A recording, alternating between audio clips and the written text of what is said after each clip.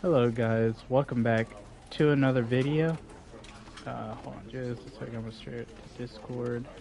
Other endings I haven't gotten yet. This is the story of a man named Stanley. Stanley worked for a company in a big building where he was employee number 427. Employee number... I can skip that because I've already seen that. All of his co-workers were gone. What could it mean? Stanley decided to go to the meeting room. Perhaps he had simply missed a memo.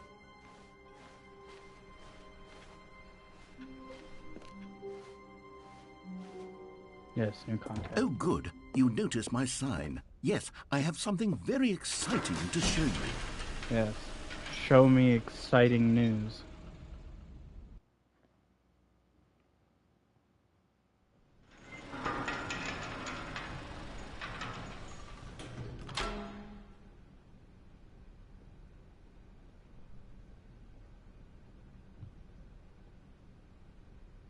Yes, we are back. Going back to the new content. You see, Stanley, I've been reflecting on the Stanley Parable and about how roundly disappointing this ultra-deluxe version has turned out to be. The original Stanley Parable was a landmark, and any new content for it should live up to that legacy. So forget this ultra-deluxe nonsense. I say we take it one step even further. Which is why I'm very proud to announce for the first time ever, the Stanley Parable 2. Far superior to a measly port with a few minor additions, think of all the new territory we'll cover with a fully fledged sequel. An entirely new experience, built from the ground up. Why, there are so many possibilities. It could go in so many different directions. This is what fans have truly been asking for. Of course. Why wouldn't they? Calling it the Stanley Parable 2 is just so much catchier than Ultra Deluxe, don't you think? Ultra Deluxe? What does it even mean? But the Stanley Parable 2, now that's an artistic statement right there. It's future-oriented. It screams progress and innovation and long-term franchising potential. Yes, potential. Give me all of the potential. Wait, what's that say? Oh, that's different ways they spelled it. Huh. Now, to be clear, I haven't quite nailed down what exactly the Stanley Parable 2 is going to be, but let's take a look at some of the features I've been developing for it. I figure that if I can loosely organize a handful of interesting concepts, that surely the game will sort of naturally spring up around them. It'll all work itself out. Game development is much more of a fuzzy magic than anything scientific or logical, really. The way some of these twos look is atrocious, in my opinion.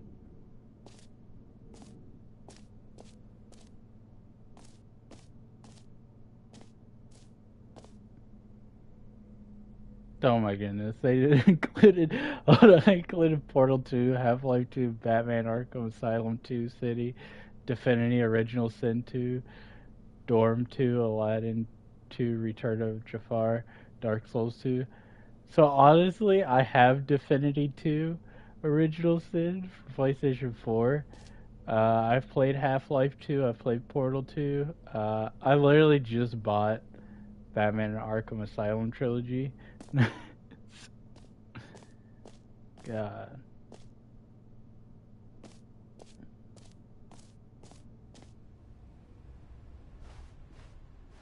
This way to the show floor.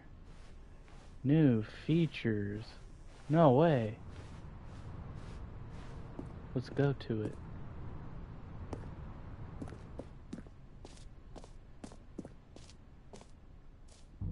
Here we are. Go on, try out some of the new features. Oh, is this a gym button? Does it work again? I wish to push the gym button. For the Stanley Parable 2, I asked myself, what do players really want? And of course, the first and most obvious answer is that they want to be individually recognized and validated.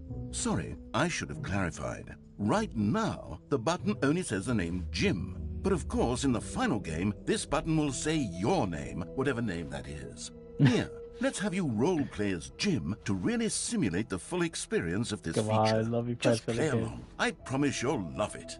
Okay, here we go. Let's take a deep breath, clear your mind, forget whoever you are, and simply become a person named Jim. I want you... Jim. Whoa, hold on. I wasn't finished setting up the backstory. If you don't properly roleplay as Jim, then you'll never understand the impact of this button. Otherwise, it's just a stupid button that says somebody else's name. Okay, we're doing it again, and this time let me finish first. Now, allow yourself to become Jim. Imagine yourself driving to work as Jim. Playing... All right, fine, whatever. It's just a meaningless button that says Jim. Are you happy now? Get out of here. I'm done with this button. Why don't you go humiliate me in front of a different feature that I worked very hard on? But no. Jim. Instead, Jim. oh, Jim. I Jim. can't even Jim. think about Jim. it. I'm taking the Jim button away. Jim. No, please. Jim. No, I want the Jim button. Jim. No, Jim. I liked the Jim button.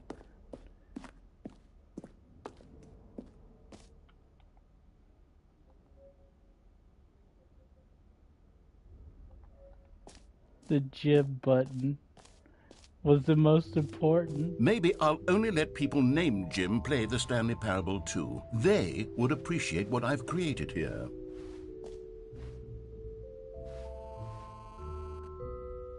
Red is the new orange. The new updated red. Okay. Interesting.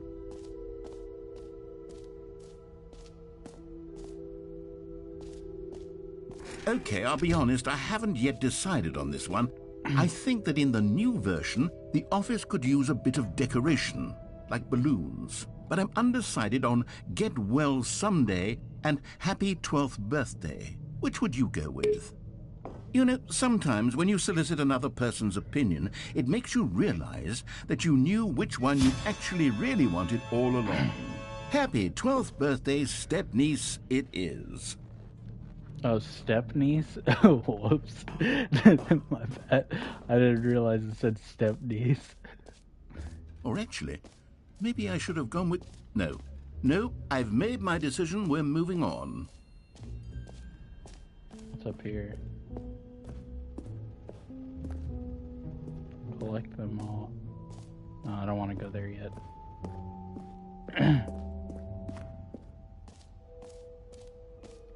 Free new easy trophy.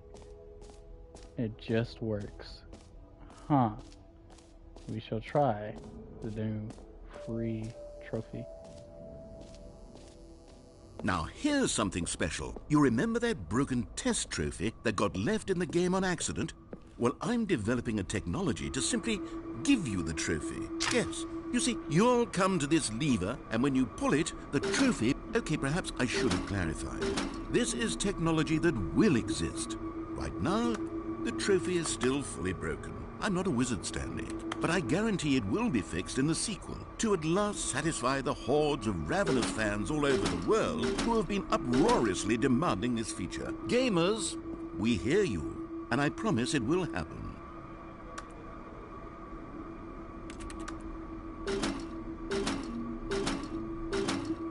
I wish to have the trophy.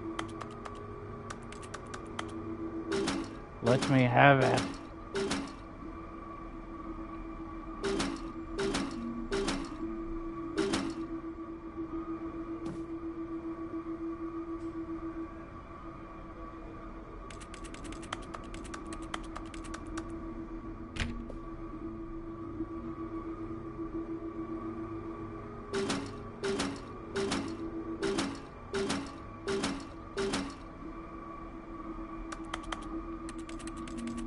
How do you unlock it?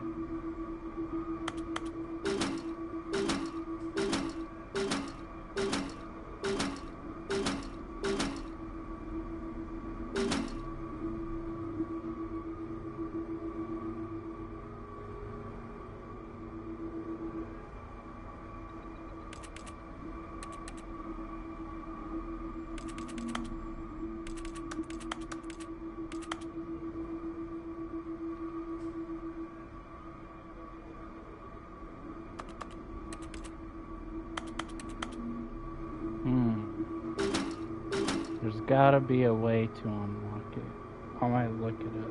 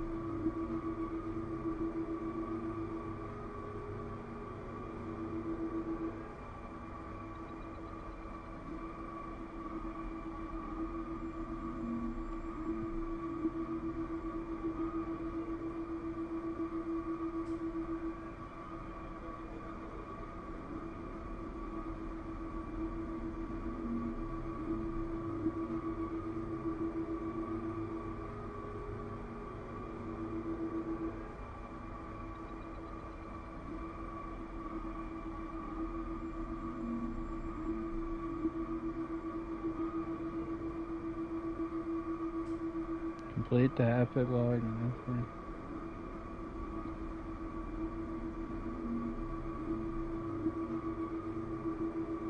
everything. Okay.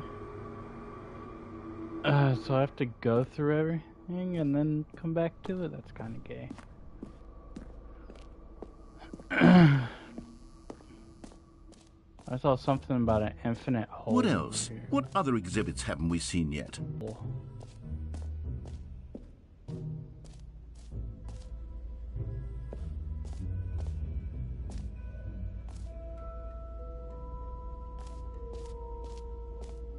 Stanley, here's an idea that I'm truly fond of. It's never been done before in a video game.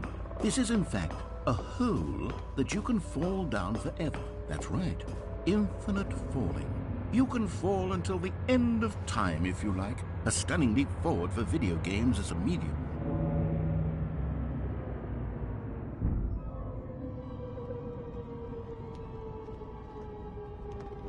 You see, isn't it wonderful? One of my more ingenious concoctions, if I do say so. Now then, since you've gotten to see the infinite hole, you can press the teleport button to pop back up to the top, and we can continue onward. Nah, I'm gonna stay in it. Now, I don't mean to be a bummer, but I do recommend you use the teleport button to go back to the top. Maybe do it on the sooner rather than later spectrum of things. Later. Okay, Stanley, I don't know quite how to say this tactfully, but it's possible that I slightly exaggerated the infinite nature of the hole. Is it a very, very deep hole? To be certain it is. It's an extremely deep hole. I don't want anyone to say that it isn't an astonishingly deep hole. It is. Is it infinite? Well, that sort of depends on your definition of infinity. From one perspective, the infinite is merely philosophical in nature. It's more of a... Okay, well, good for you. You found the bottom of the hole. You found me out, Stanley. I'm a liar and a cheat, and you're so clever. Look, I think the issue here is just that you're unusually fascinated by falling. What normal person actually wants to fall infinitely? I figured the hole was as deep as anyone would actually need. Don't you put this on me. Maybe you're the problem. Look, things got a little heated there. I think we both said some things we didn't mean. Why don't we just put all this behind us and agree to just call the hole mostly infinite? If that works for you, then go ahead and press the teleport button to warp up to the top of the hole and we can move on. I'll just be up here when you're ready. Great. Now, I'm very excited to... Oh, for heaven... You see, I was right. The problem is you. The problem is that you like holes too much. A normal person would have said, yep, that's an infinite hole right there. Goes on forever till the end of time. Don't need to see it all, but not you. Oh, no, no, no, no. You have a weird sort of... Oh. Did the hole seem even shorter to you this time? I couldn't help but feel like you spent a little less time in there than you did before. I mean, admittedly, I didn't make an infinite hole, but I didn't think it was that not infinite. Well, I suppose once again there's nothing to do here. If you decide you've had enough of the hole, you can hit the teleport button and come join me up above. Had enough? I'm positively thrilled. I really do have so much more to show you, and gosh, How could I have No guessed? spoilers. You're How am I back not in the supposed to give hole. spoilers when I'm If this playing the starts to game? become a thing where... Wow. Okay. Yes. I'm starting to become extremely certain that the hole is not only not infinite, but that it's growing steadily less and less infinite. I suspect that I'm starting to hit the point where it's no longer feasible to call the hole infinitely deep, even by the lax overall standards for accountability and marketing. What's going on here? Stanley, I have no explanation for the uncertain nature of the hole's length. Here, let's try something. Let's pop back up to the top, and we'll see if it gets any shorter. Well, there it is. The shame of my life. How is this still appealing to you? I know you're obsessed with holes, but at this depth, I just can't see this scratching the itch. Oh, who am I to judge? You just do whatever it is you're here to do and hit the teleport button when you're ready to move on. Is the, teleport button not working? Nope. You sure? Well, I mean, I really don't have an explanation. It was working just a moment ago. Try it again. Still nothing? Well, I suppose there is one thing I can do to fix this. I'm out. Goodbye, Stanley. You couldn't Wait, what? bear to be away from the hole, and now you'll get more time with it than you could ever have asked for. It's a win for everyone. You get to be with the hole, I get to do literally anything else. Take care, Stanley. I hope you and the hole have a wonderful rest of eternity together. I want out.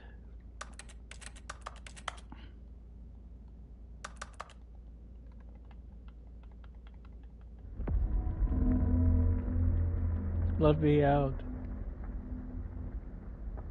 Come on, man.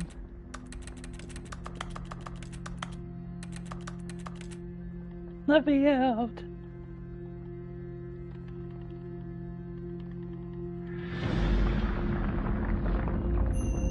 Oh god. It's going downward? Where are we going? Help!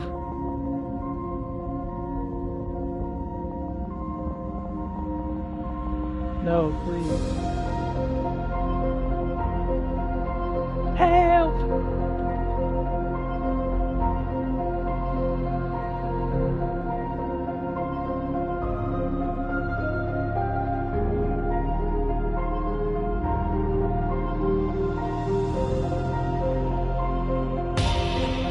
Change perspective. Why does he have a basic face?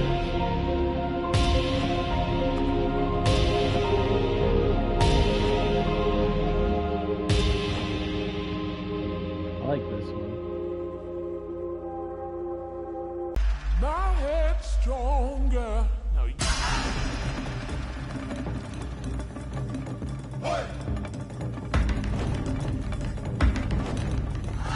Ooh, the red one looks pretty cool.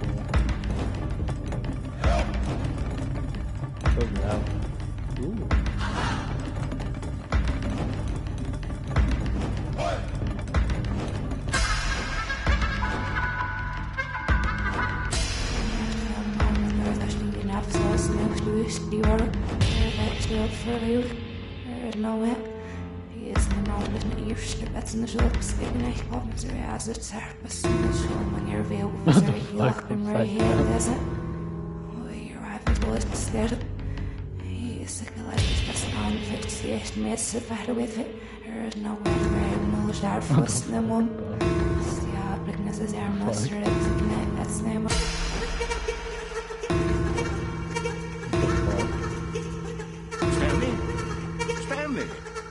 Stanley! Oh, good, you're awake. It seems you had sort of dozed off there, drifting away into dreamland. But we can't have that, Stanley, because this hole is just so darn fascinating that I want you to be wide awake for every second of it. You don't want to miss a single moment. So how about if I just pop in from time to time and wake you up to keep you really, truly focused on the hole? From the looks of things, you and I will have many, many years here in this hole, and I'm looking forward to all of them. Please, Stay alert, Stanley. I'll be back. Toodlepip. Come on.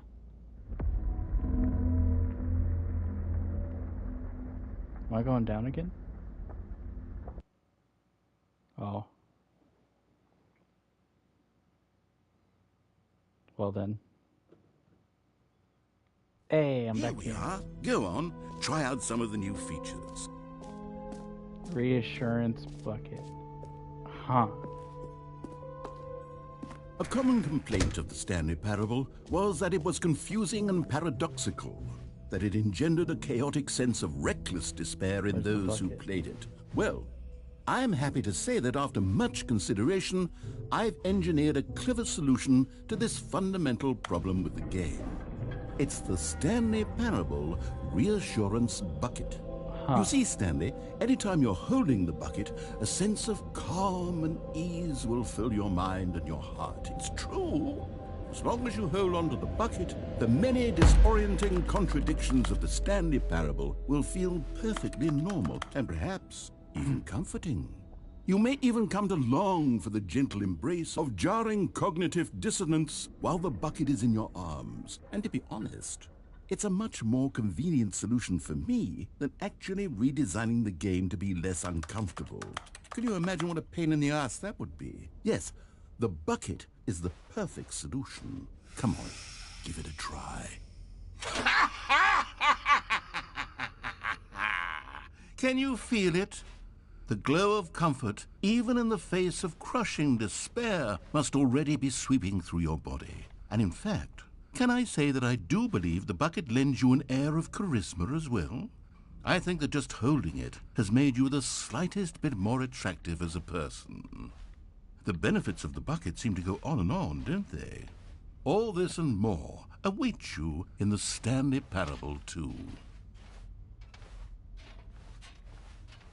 Can I leave with the bucket?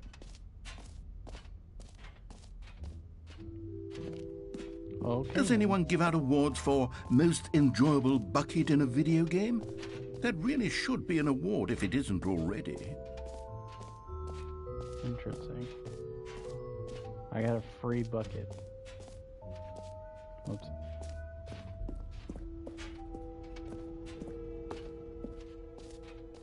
Ah, collectibles.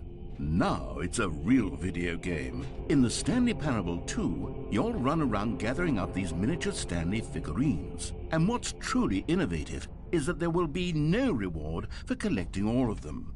I don't want to stifle the intrinsic joy of watching a number go up. You simply collect all of them, and then you move the hell on with your unremarkable life.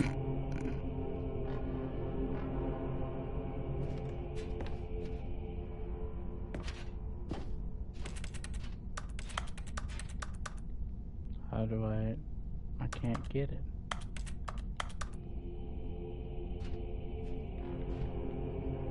Can I have it, please? Oh, I'm getting closer. Closer. Come on. I wish to have it. Why is there so many hands and faces around? 1 of 6. Collect them all. God, it really is the worst when you collect everything in a video game and then they give you a big fancy reward for it. Absolutely tragic. Okay, that's the exit. I don't want to go towards the exit.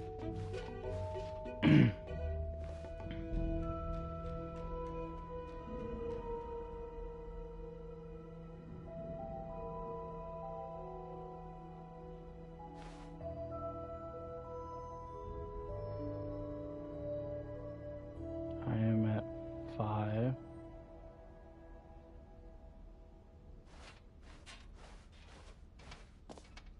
If I go over here, You Oh, know the what? jump circle. Let's bring the jump circle back for Stanley Parable 2 as well. It's a...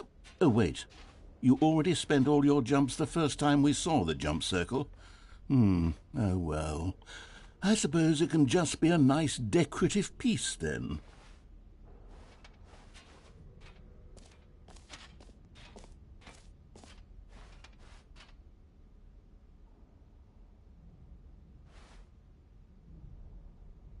see.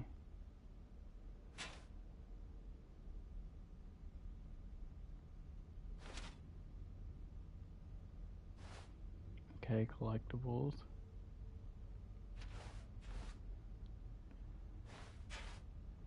He's exit. 5.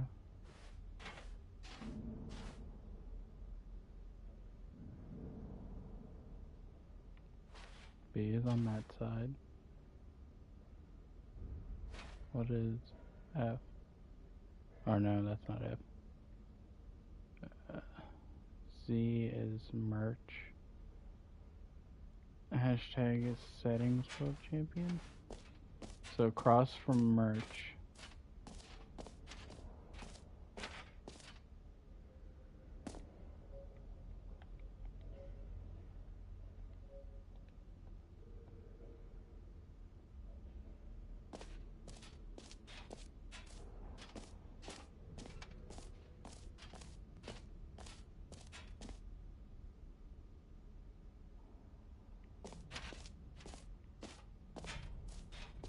Okay, so this is merch.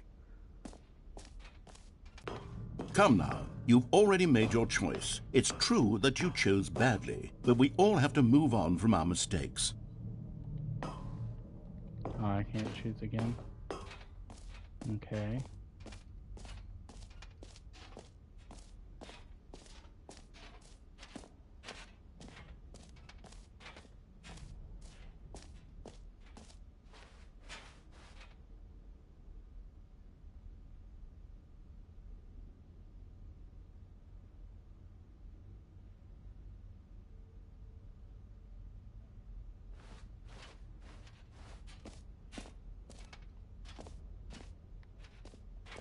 Huh.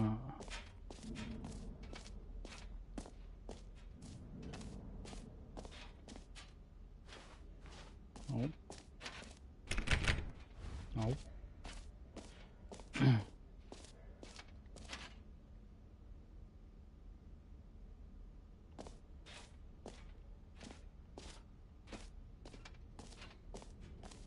Okay, so there's merchandise.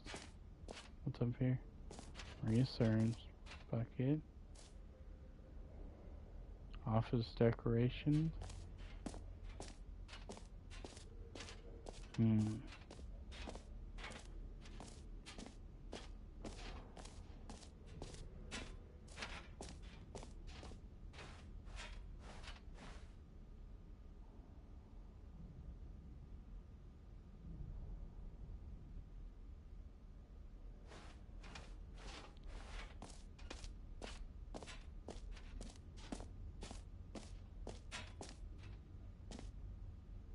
This it?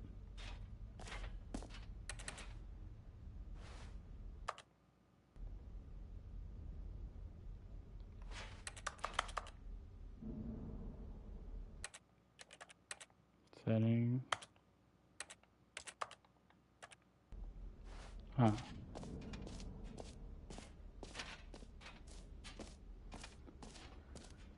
Well, I'll just go for the trophy then.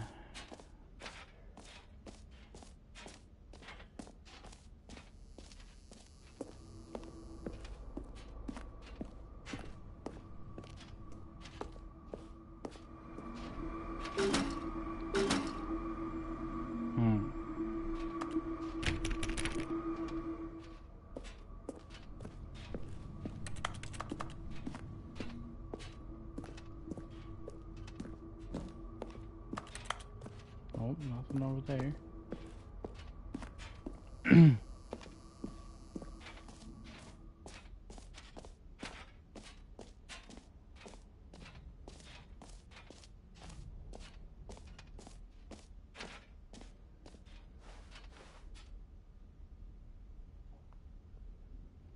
What else can I go to? A9 collectibles. Already been over here though.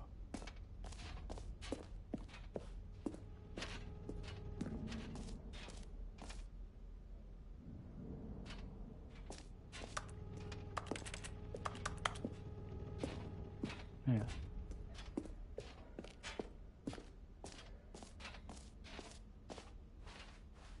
What is K?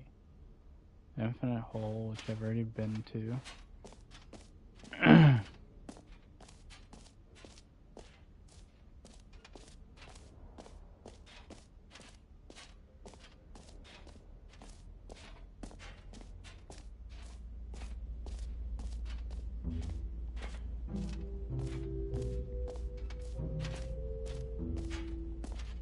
Okay, that's closed forever.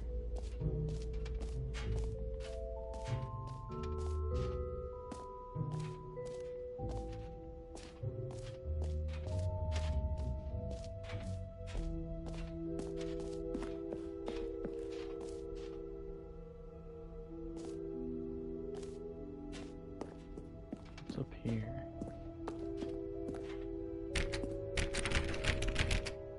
Why can't I get it? Huh.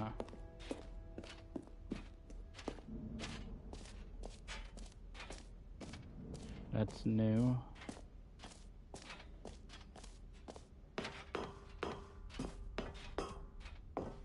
An epilogue would be fun, wouldn't it, Stanley? Yes, yes, it will go at the end of the, well, we'll figure that out later.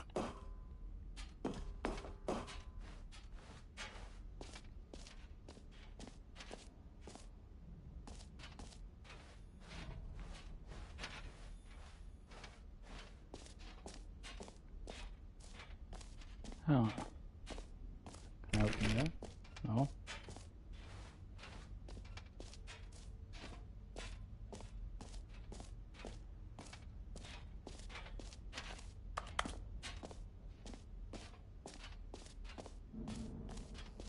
Polar, it's ever later.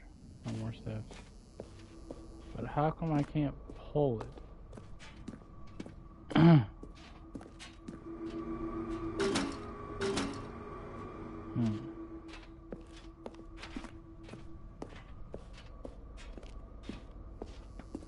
Interesting.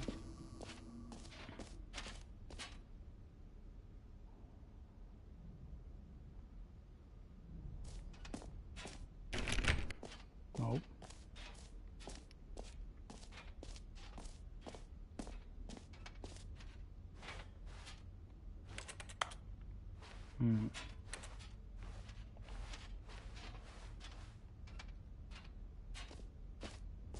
Is there a way to get more collectibles?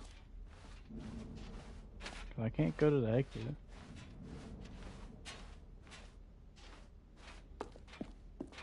Or is this the exit? All right, have you seen everything you wanted to? Ready to move on now?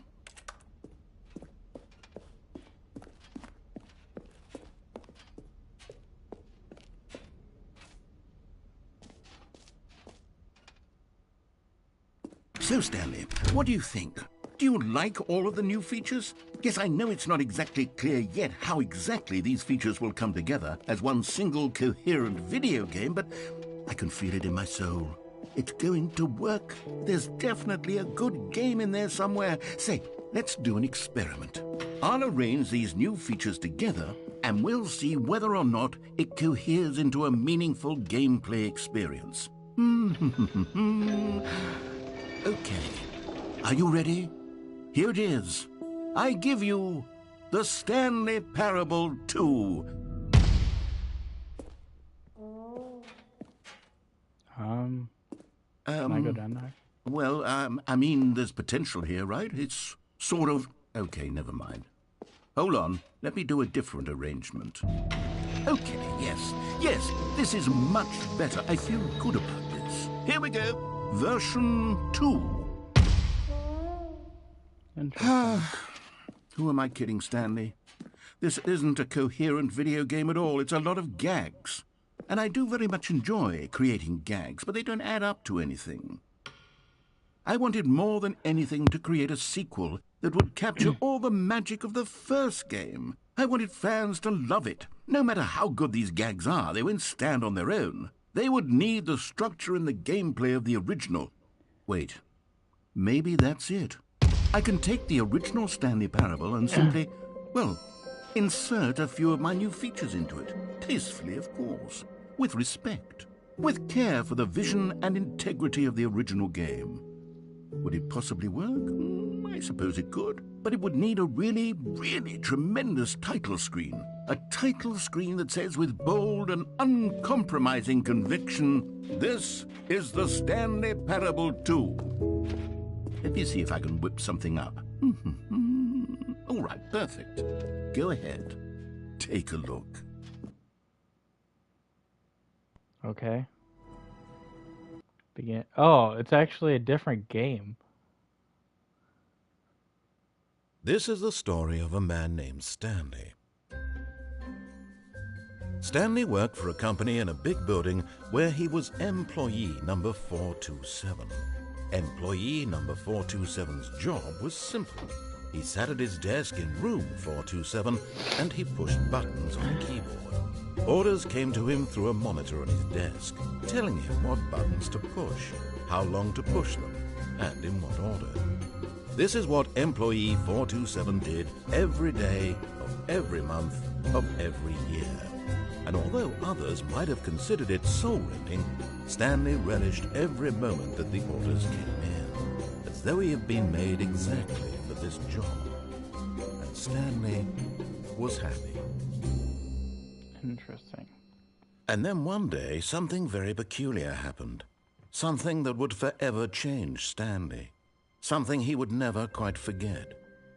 He had been at his desk for nearly an hour when he realized that not one single order had arrived on the monitor for him to follow. No one had showed up to give him instructions, call a meeting, or even say hi. Never in all his years at the company had this happened, this complete isolation. Something was very clearly wrong. Shocked, frozen solid, Stanley found himself unable to move for the longest time.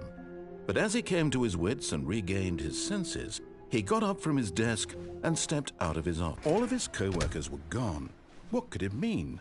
Stanley decided to go to the meeting room. Perhaps he had simply missed a memo. Stanley picked up the bucket.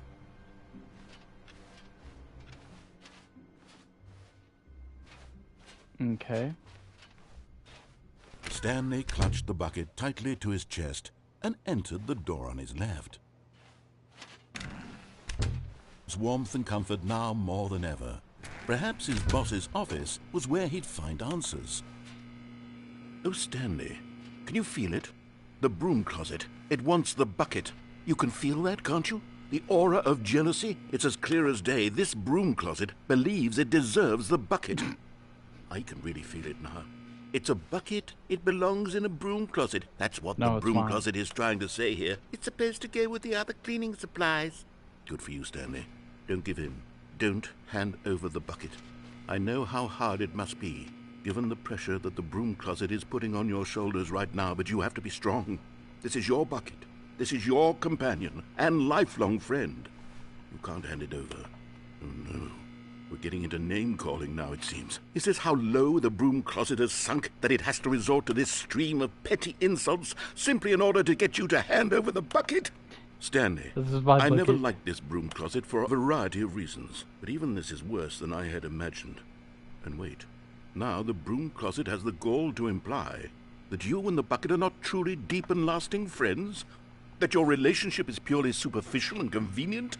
That your life is so banal and meaningless that you'd feel the same sort of kinship towards any inanimate object which happened to lay in your path in an even partially enticing manner? Well, I never. Go on, Stanley. Lay into it. Really tell the broom closet off for its demeaning comments. Expand on the wide variety of experiences you and the bucket have shared together. Go through each of them point by point. Share your journal entries detailing the rich emotional landscape of your feelings for the bucket as they have changed and evolved over the years. Let him have it.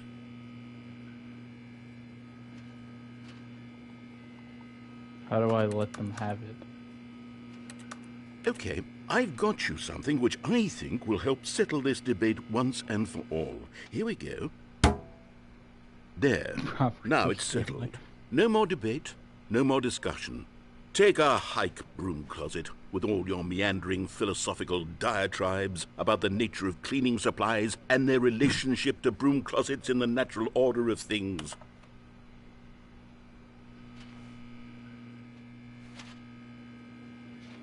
All right, I've got a second sticker back here, and I'm going to slap it on as well because I think it's appropriate. You see, I feel that it works because the sticker is also a bucket. That way, if you're ever unsure whether the thing you're holding is a bucket or not, you can look down at this sticker and say to yourself, ah, it's a bucket. There really is a wide variety of applications for this sticker.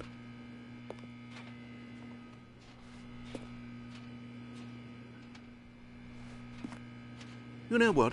I could take the name-calling and the dismissal of your kinship with the bucket, but now the broom closet is just giving us the silent treatment. And to be honest, I'm sick of the pettiness on display. You can stay here all you like, but I've had it with this impetulant room of cleaning supplies. Easily the most childish such room I've ever been in. I'll see you outside, and we can get on with the story about you and your bucket.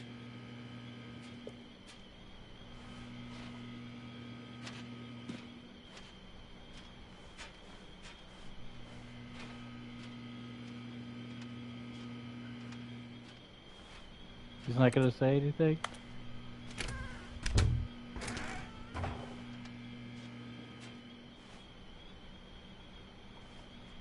Oh man.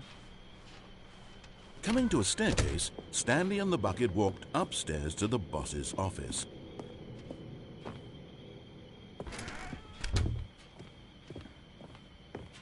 Stepping into his manager's office, Stanley was once again stunned to discover not an indication of any human life. Crushed by the weight of this revelation, Stanley may have broken down into an emotional dumpster fire if not for the soothing presence of the bucket.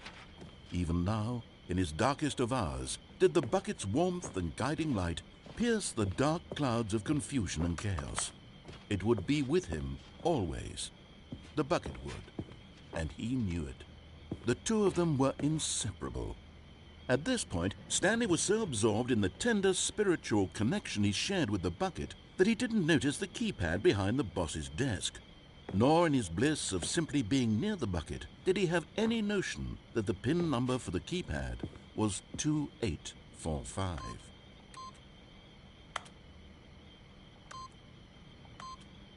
But Stanley guessed the correct code by sheer luck. Was it that the bucket knew all along? Was the bucket guiding him?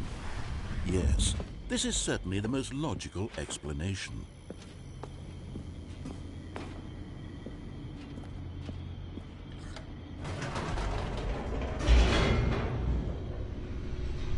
Well then.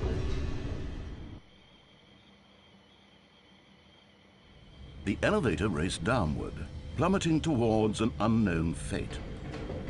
It would be all Stanley could do to keep himself together, if not for the bucket. Soothing him, comforting him, reassuring that in this darkest moment of uncertainty, he would be all right. The bucket is here for you, Stanley. Everything will be fine. Good. I like the bucket. Stanley and the bucket walked straight ahead through the large door that read, Mind Control Facility.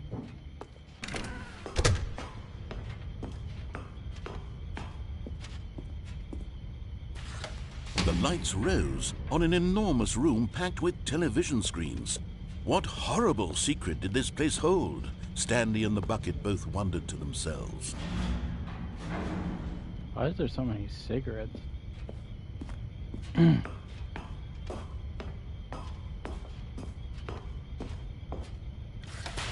monitors jumped to life, and Stanley nearly dropped the bucket in shock.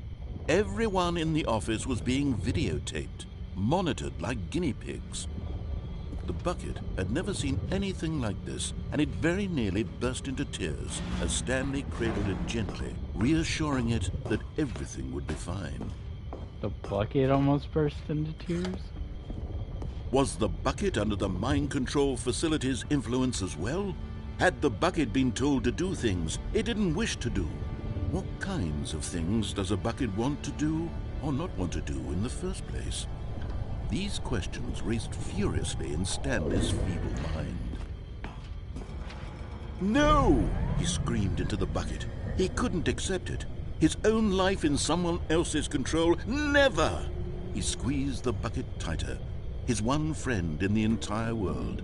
At this point, he could trust no one. except for the bucket.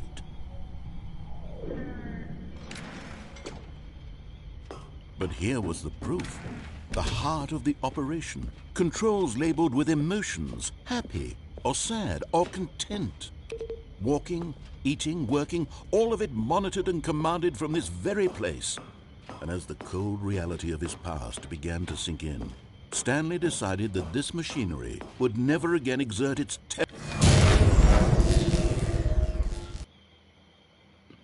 Well then. Stanley and the bucket waited in blackness. Was it over? Yes, they had done it.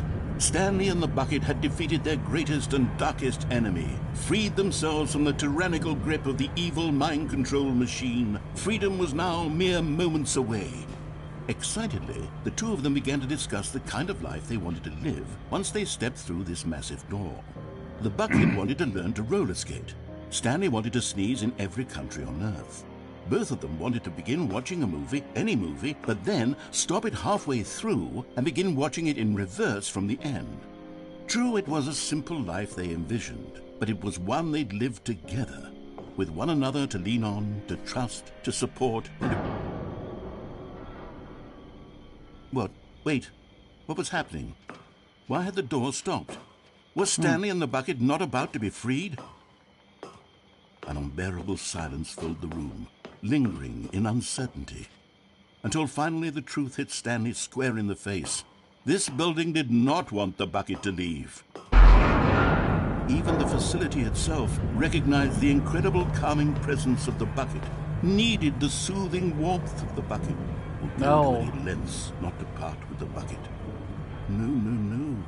Stanley can't leave this place. Not while he has such a precious bucket in his arms. Not while this building has anything to say about it.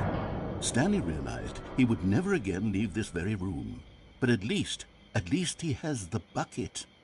To be trapped eternally in darkness isn't really so bad, Stanley thought to himself. As long as I have my bucket with me, right? I'll be okay, won't I? Stanley gulped. Very soon now, he was about to find out. Find out about what?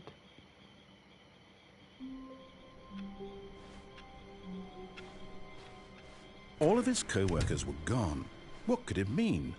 Stanley decided to go to the meeting room. Perhaps he had simply missed a memo. Stanley lifted the bucket into his arms, and a wave of comfort rushed over him.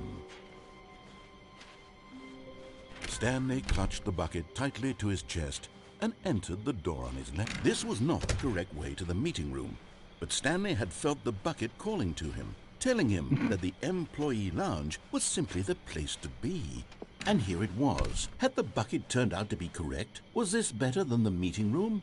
Yes, Stanley. No, never mind. The bucket was wrong. Stanley took the door on his left to go back to the meeting room. No, said the bucket. don't go to the meeting room. Go somewhere else. The cargo lift, yes. Go there. Go to the cargo lift. Good, said the bucket. Now ride the lift all the way to the top. There's something up there I need you to do. Talk. But Stanley chose not to think about this obvious fact. He was firmly convinced that the bucket had spoken to him, and he unthinkingly did whatever the bucket asked. Yes. Follow the bucket. In here. Said the bucket. Go into this dark room over here. Stanley once again obeyed blindly. Yes. Now pick up the phone. Said the bucket. This is the sad story of a man named Stanley and his bucket.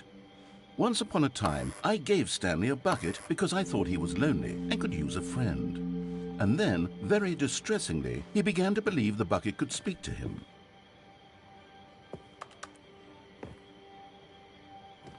Huh.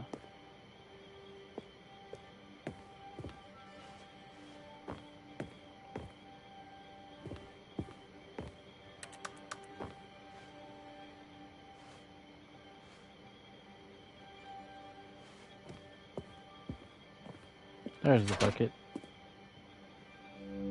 The Stanley Parable Reassurance Bucket was merely meant to provide the comforting glow of companionship. It doesn't literally talk and give you orders. Whatever Stanley is hearing the bucket say to him is just in his head. Lately, I've been concerned about him. Wouldn't you be concerned as well? To see him delusional like this, obsessing over an inanimate metal object? I want to say something to him, but I don't know how I can convince him. I don't know if he'll listen to me.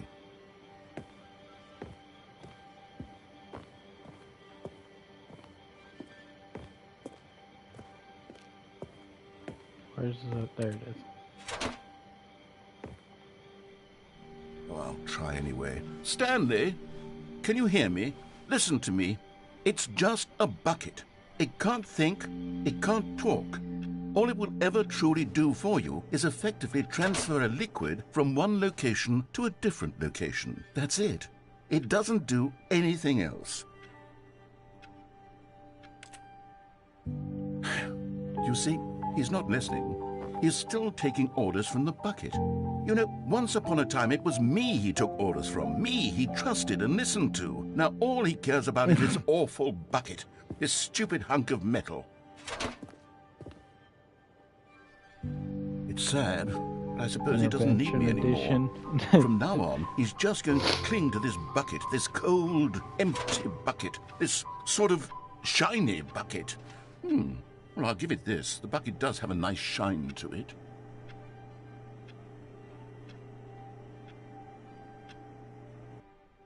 Yes, I suppose on closer inspection that it doesn't quite look like your average hardware store bucket. It's just a little more, what am I trying to say? Sturdier, more capable of transporting liquid. Like it would be better at moving an amount of water from one room to another. Oh my God, what am I saying? Better at carrying water from room to room. It's a bucket. It's literally just a bucket. Why do I feel some need to point out the ways in which it's so much more than just a regular bucket? It's my bucket, that's what it is. Oh no. I'm having feelings for the bucket. No, Oh, God. No. What's going on? Why do I want to be with the bucket? Hear what the bucket has to say. Do anything it asks. What's wrong with me? I don't understand. Perhaps if I had the bucket, this would be less confusing. Yes. The bucket could tell me what to do in this troublesome situation. Stanley, give me the bucket. Give it to me. Give me the bucket, Stanley. I need it. Give it to me now. Give it or I'll... Close your eyes. What's happening? I know, they made it like romantic. Go back to work, Stanley. No! I wish to live with the bucket forever. All of his co-workers were gone. What could it mean? Stanley decided to go to the meeting room. The confusion and the chaos all seemed to melt away as Stanley embraced the bucket. Stanley clutched the bucket tightly to his chest. This was not the correct way to the meeting room, but Stanley had felt the bucket calling to him, telling him that the employee lounge was simply the place to be. And here it was. Had the bucket turned out to be correct? No, never mind. The bucket was wrong. Stanley took the door on his left to go back, and so the two of them detoured through the maintenance section and walked straight ahead to the opposite door. I'm going through maintenance. Oh, good, Stanley. I'm glad you found your way here. I knew you'd find this place eventually. You see, your friends and I are concerned for you, Stanley. A giant We've come baby. together here because we care about you very much. It's this bucket you're carrying around everywhere. The bucket isn't even from the original Stanley Parable. It's just sequel content. We're the ones that matter, Stanley. Classic characters from the first game, like the Adventure Line and the Broom Closet. Because that's what fans want from a sequel. They want more of their favorite jokes, not this bucket that they've never seen before. Yes, I know I'm the one who gave you the bucket, but you're spending too much time with it. Don't you want another story involving the Adventure Line? We could make the Adventure Line go somewhere new. Yes, that's what the fans want. Let's do it. Whee! look at that wacky line. Who knows where it'll go off to next? Oh, and it played some silly music as well. I don't want silly music. Please make it stop. Now this is what the Stanley Parable is all about. Don't you remember all those great jokes from the original dialogue? Also, Stanley is addicted to drugs and hookers. Yes, it's as classic now as it was back then. Let's do it for the fans, Stanley. Let's give them more content exactly like this. But if we want to do that, you're going to have to give something up. No. This is my bucket. Don't you get it, Stanley? We need to get rid of the bucket. No. That's why I'm very proud to introduce a brand new character. This is the Bucket Destroyer. No. I think it'll make a wonderful new addition to the rich lore of the Stanley Parable. True, it also was not in the original game, but it's such a well-fleshed-out character with so much personality that to me it already feels as though it's been part of the cast all along. Don't you agree? No. Can you guess what the Bucket Destroyer does? Surely you don't need me to spell it out for you. Go ahead now, Stanley. Say goodbye to the bucket, and then pop it into the machine when you're ready. Goodbye, bucket. Now listen to me. It's crucial that you give it the bucket. I don't know what the Bucket Destroyer will do if it can't destroy your bucket. Destroying buckets is all it knows. That is its singular personality trait. Sure, I can hear you saying, how does a character with only one personality trait deserve to join the pantheon of beloved Stanley Parable characters? Well, you see, if you were to really explore the Bucket Destroyer, you would see that its desire to crush buckets is so densely loaded with complexity and nuance that it's really like 10 personality traits. What other object in this game can you even say that about? The broom closet? Certainly not. I wonder what sort of Bucket Destroyer merchandise the fans will be clamoring for after this. Okay, the Bucket Destroyer is getting very upset now. You'll have to hurry and feed it. We can't get back to the classic Stanley Parable characters like the Adventure Line or the Bucket Destroyer until you crush that damn bucket. Quickly now, the fans are waiting. Do it, the fans, Stanley. Give the fans what they want. Hurry and... Oh, God. The fans want me to keep the bucket. Am I in heaven? The Bucket Destroyer. My prized creation. You had so much potential. We were going to do such marvelous things with you, tell such spell-binding stories about you. All of it squandered now. Goodbye, new friend. For the moment in time that you were here, you were magnificent. I'm sorry.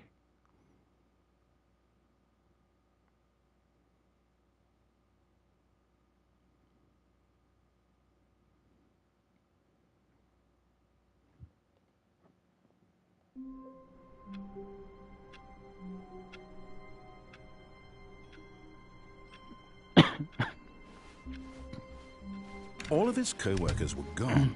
What could it mean? Stanley decided to go to the meeting room. Perhaps Warmth spread through Stanley's arms. With the bucket in his arms again, he was home.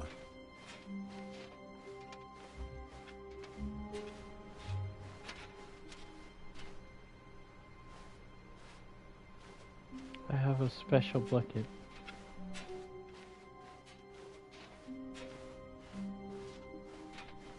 Stanley clutched the bucket tightly to his chest and entered the door on his left. Fine.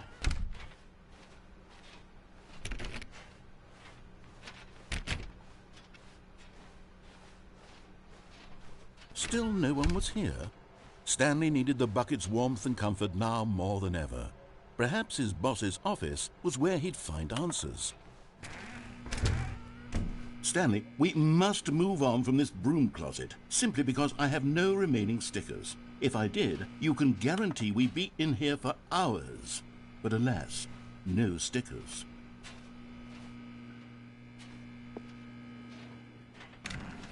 Fine. I wanted more stickers. Coming to a staircase, Stanley and the bucket walked upstairs to the boss's office.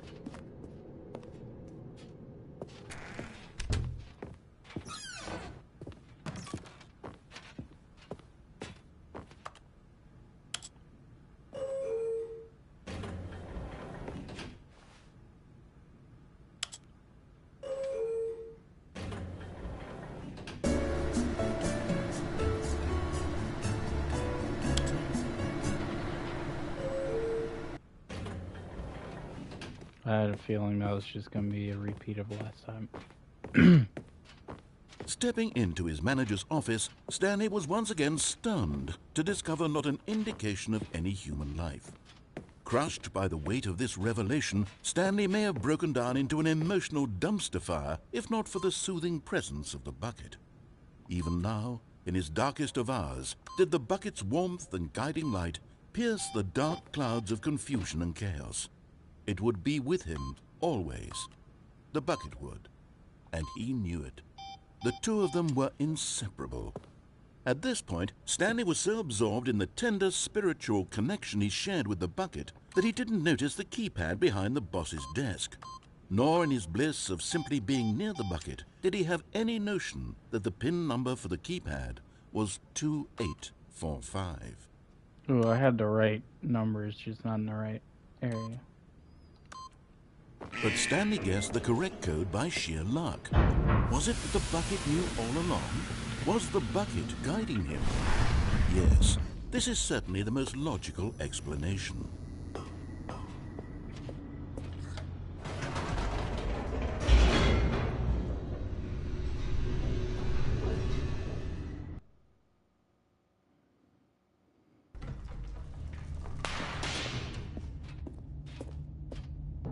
Stanley and the bucket walked straight ahead through the large door that read, Mind Control Facility.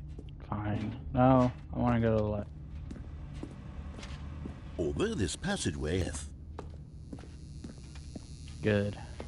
the door behind them was not shut. Stanley and the bucket still had every opportunity to turn around and get back on track. At this point, Stanley and the bucket were knowingly walking forward into a very painful death for each of them.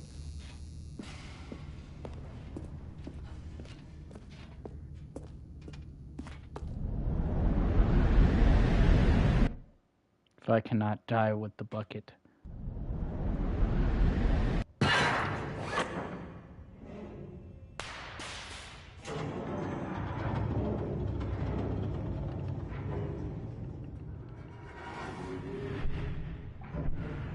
As the machine whirred into motion and Stanley and the bucket inched closer to their demise, Stanley reflected on how meaningless the bucket's warmth and comfort had turned out to be. To be sure, it puts the mind and the soul at ease to embrace the bucket, but what use is a sense of ease when you're about to be crushed to death?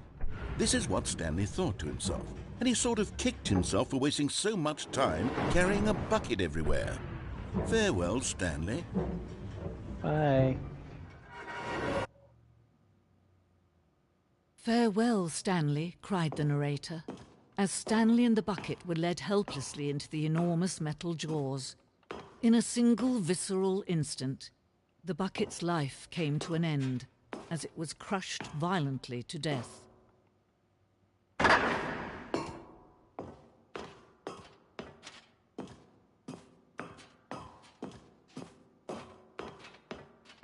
It was a shame, the death of such a magnificent bucket. It's true that all buckets are radiant in their own way, but this one stood above the rest. It was a glorious bucket to behold. There's a story about the bucket? The bucket welcomes you to the grand exhibit? What the hell? Can you see how arrogant it was for Stanley to take a bucket like this and to claim it for his own? Can you see the hubris that blinded him? Can you see that the bucket is far more noble than Stanley will ever be in his short life? What the heck? Cave drawing?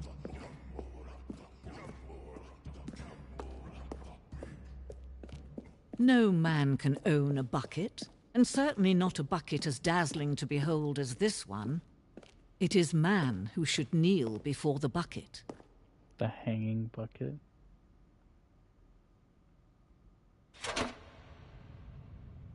Okay, I took it apparently. But there is something we can do. Something we can do together, you and I, that will right this terrible wrong. Let Stanley die. Let him be crushed by the machine. Don't reset the game. Don't give him another opportunity to run off with another beautiful bucket. We can save the world's buckets from their treatment as tools and implements if only we let Stanley die together. The bucket shall take its place as ruler, as leader, as commander of a new world, a new vision.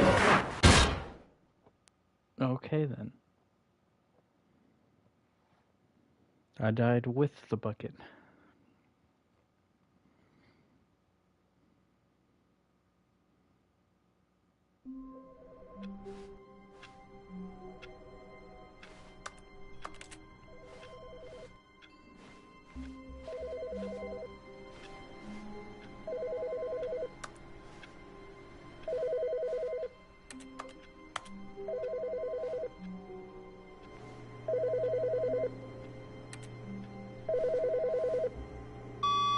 Good morning. Thank you for contacting the Future Happiness Foundation. We are confirming your shipment of 1,327 cardboard boxes to your place of work. Can you verify that this is correct? Excellent. Your order will arrive shortly. Thank you again for contacting the Future Happiness Foundation. Why so many?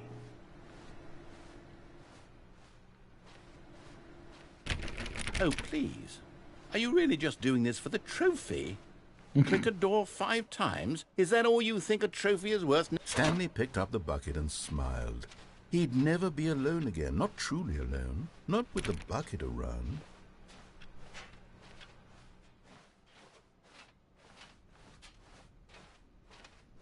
Stanley clutched the bucket tightly to his chest.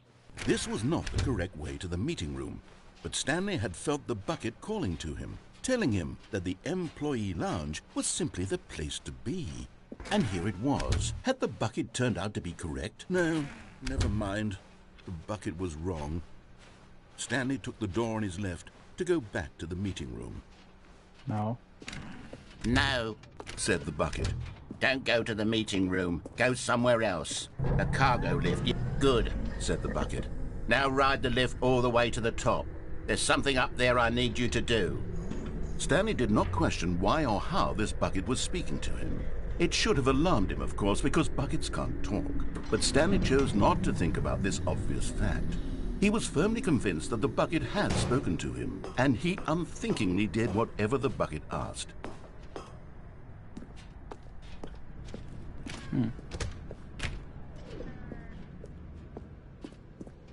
I'm going on uncharted waters. No, now. stop. Look there on the wall. You see, there's a sign right there. It says, "No buckets past this point." Stanley, how could you think it was okay to bring the bucket here? Unless, what if the problem is that you actually don't know what is a bucket and what isn't a bucket? I suppose that would explain a lot about your behavior up to this point. Which, if that's true, well, my goodness, I think we have to do something about it. This misunderstanding could have dire consequences on the entire rest of the game if not addressed quickly and properly. So much of the impact of the story is dependent on your understanding of what is and isn't a bucket. Please, step in here for a moment. Oh God.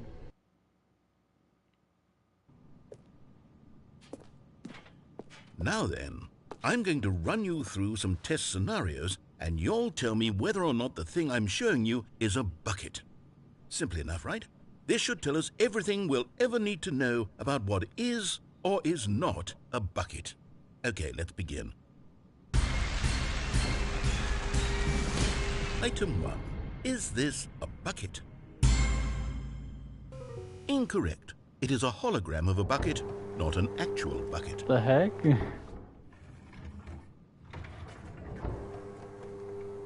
Item 2. Is this a bucket? Incorrect. It is a 3D printed recreation of a bucket, not an actual bucket.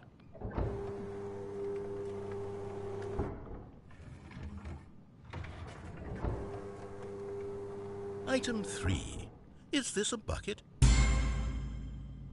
Correct. This is a bucket. They all look the same.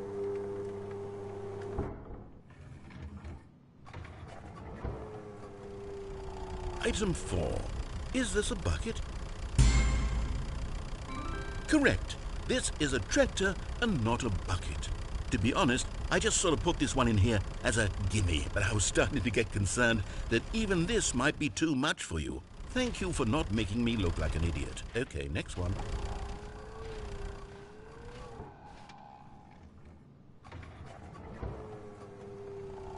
Is this a bucket? Another one?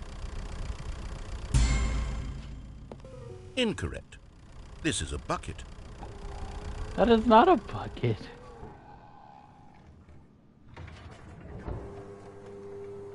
Item 6. Is this a bucket?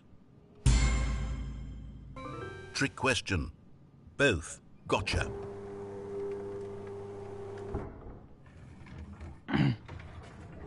Item... Wait, hold on. I can't find the next one. Let me see. It should be around here somewhere.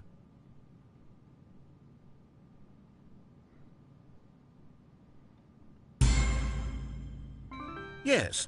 Thank you. There's nothing here. Of course it isn't a bucket. We both know full well that nothing isn't a bucket. Wait, when I say nothing isn't a bucket, that makes it sound like I'm saying everything is a bucket, which of course is not true. Unless... Is that what you think? Answer me straight, Stanley. Are you trying to tell me that you believe everything is a bucket?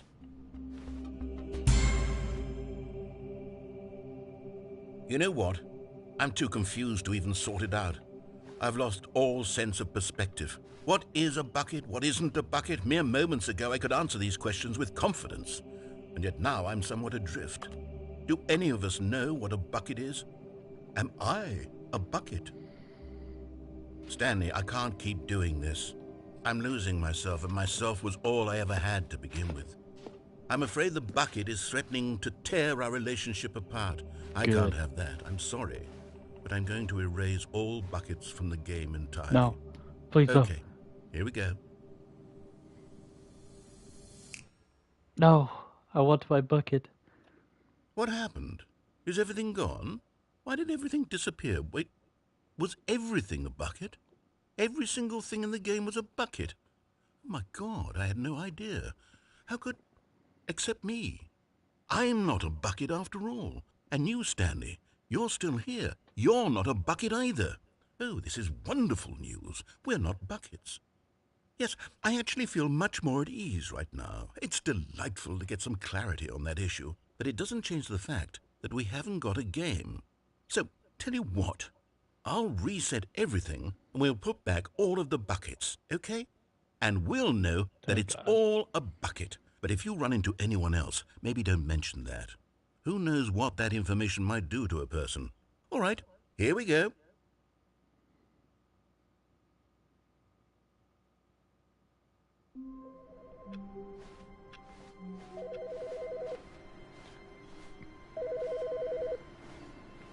I can't answer the phone.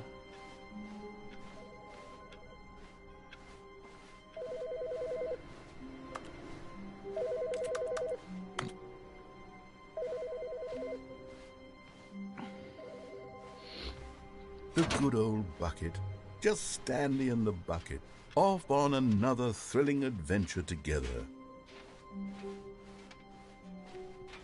Stanley clutched the bucket tightly to his chest and entered the door on his left.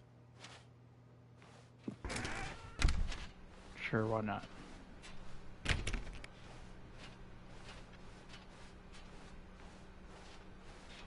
Still no one was here. Stanley needed the bucket's warmth and comfort now more than ever. Perhaps Stanley, we must move on from this broom closet, simply because I have no remaining stickers. If I did, you can guarantee we'd be in here for hours. Coming to a staircase, Stanley and the bucket walked upstairs to the boss's office. Oh. But Stanley just couldn't do it. He considered the possibility of facing his boss, admitting he had left his post during work hours. He might be fined for that. And in such a competitive economy, why had he taken that risk? All because he believed everyone had vanished? His boss would think he was crazy.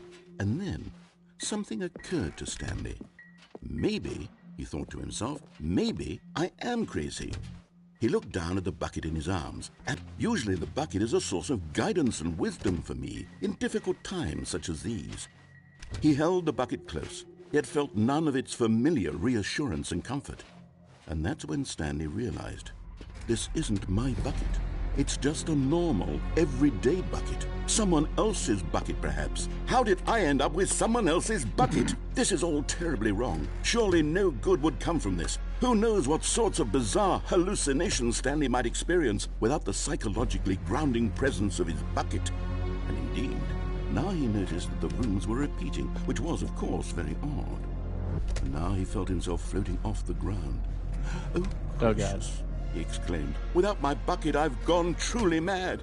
Where is it? I must find it. Far off in the distance now, he heard it, calling to him. Stanley! Stanley, it's me! The bucket! Could it truly be? He rushed forward from room to room, passing by one bucket after the next. None of them were his. None of them were his special bucket.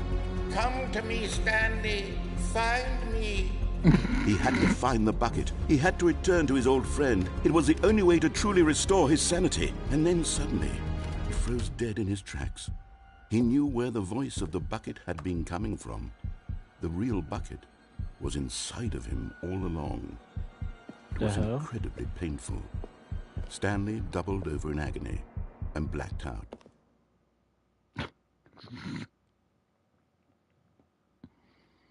This is the story of a woman named Mariella.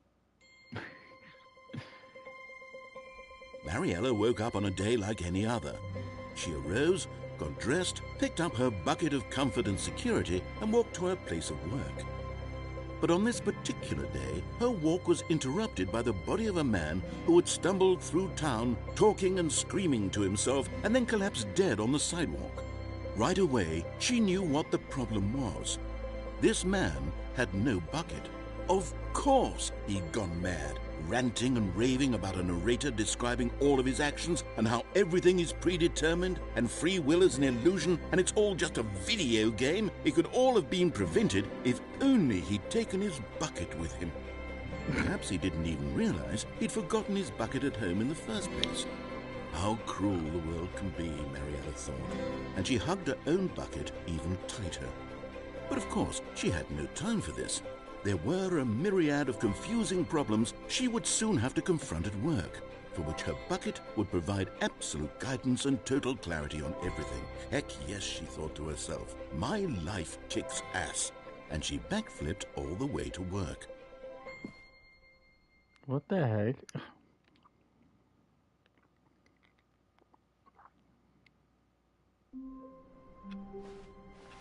All of his co-workers were gone.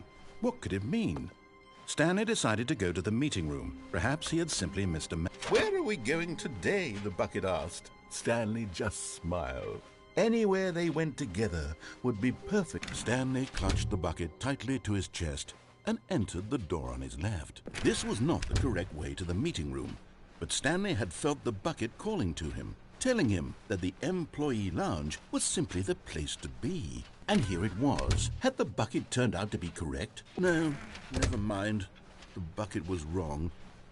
Stanley took the door on his left to go back, and so the two of them detoured through the maintenance section and walked straight ahead to the opposite door.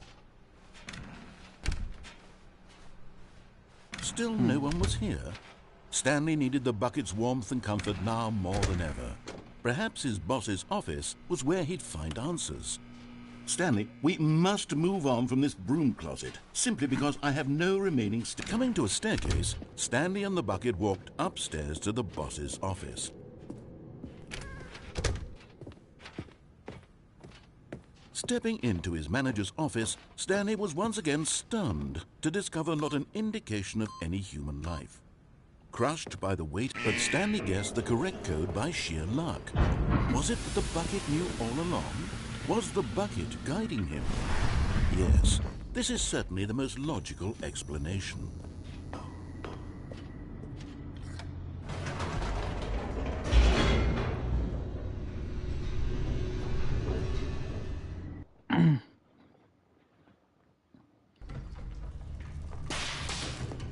Come on, we got this bucket. Stanley and the bucket walked straight ahead through the large door that read, Mind Control Facility.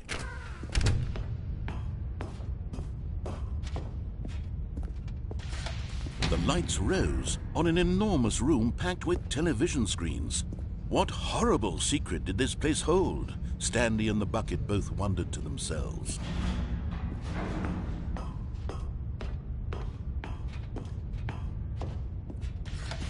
The monitors jumped to life, and Stanley nearly dropped the bucket in shock.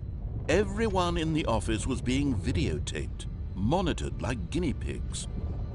The bucket had never seen anything like this, and it very nearly burst into tears as Stanley cradled it gently, reassuring it that everything would be fine. Was the bucket under the mind control facility's influence as well? Had the bucket been told to do things it didn't wish to do? What kinds of things does a bucket want to do or not want to do in the first place? These questions raced furiously in Stanley's feeble mind. No! He screamed into the bucket. He couldn't accept it. His own life in someone else's control, never! He squeezed the bucket tighter, his one friend in the entire world. At this point, he could trust no one except for the bucket. But here was the proof. The heart of the operation. Controls labeled with emotions, happy or sad or content. Walking, eating, working, all of it monitored and commanded from this very place. And as the cold reality of his past began to sink in, Stanley decided that this... But at the last second, the bucket jumped in and pressed the button to turn on the controls. Stanley gasped in horror. Had this been the bucket's plan all along? To take over the machine and claim the power for itself? How could the bucket have betrayed him like this? Stanley was prepared to throw the bucket away in disgust when suddenly an image appeared upon the enormous screen. Birds. Silly, silly birds. The control buttons became active again. What the heck? Stanley flipped through one video of silly birds after another, and then it dawned on him. This wasn't a mind control facility at all. It was a facility for monitoring and surveilling silly birds all over the world. The mind controls were only a facade to disguise its true intentions. Had the bucket known this all along? Stanley marveled at the metal genius in his hands, the one who had pointed him towards this incredible discovery. Stanley and the bucket never found freedom because they spent the rest of their lives here in this place, flipping through live streams of the silliest birds imaginable. Of all the possible paths his life could have taken, this one was surely the best. And Stanley was happy. What the heck? Okay.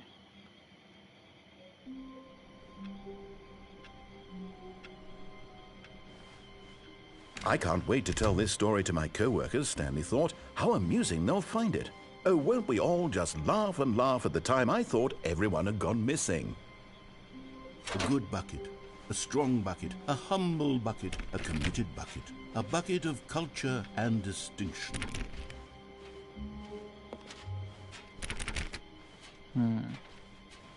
Stanley clutched the bucket tightly to his chest and entered the door on his left.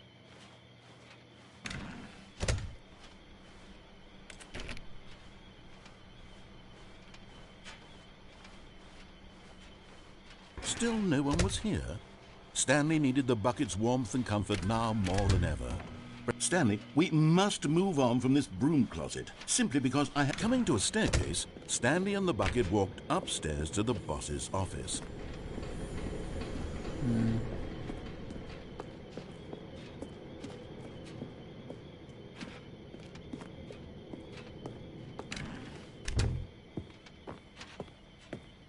Stepping into his manager's office, Stanley was once again stunned to discover not an indication of any human life. But Stanley guessed the correct code by sheer luck. Was it that the bucket knew all along? Was the bucket guiding him? Yes, this is certainly the most logical explanation.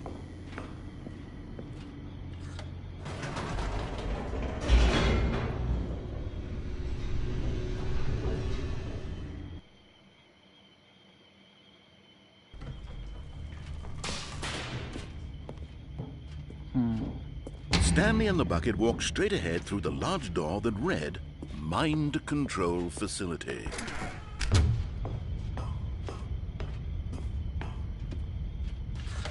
The lights rose on an enormous room packed with television screens. What horrible secret did this place hold? Stanley and the bucket both wondered to themselves. Come on. The monitors jumped to life, and Stanley nearly dropped the bucket in shock. Everyone in the office was being videotaped, monitored like guinea pigs. The bucket had never seen anything like this, and it very nearly burst into tears as Stanley cradled it gently, reassuring it that everything would be fine. Was the bucket under the mind control facility's influence as well? Had the bucket been told to do things it didn't wish to do? What kinds of things does a bucket want to do or not want to do in the first place? These questions raced furiously in Stanley's feeble mind. Let's go. No! He screamed into the bucket. He couldn't accept it. His own life in someone else's control, never! He squeezed the bucket tighter. His one friend in the entire world. At this point, he could trust no one except for the bucket. But here was the proof. The heart of the operation. Controls labeled with emotions, happy or sad or content. Walking, eating, working, all of it monitored and commanded from this very place. And as the cold reality of his past began to sink in, Stanley decided that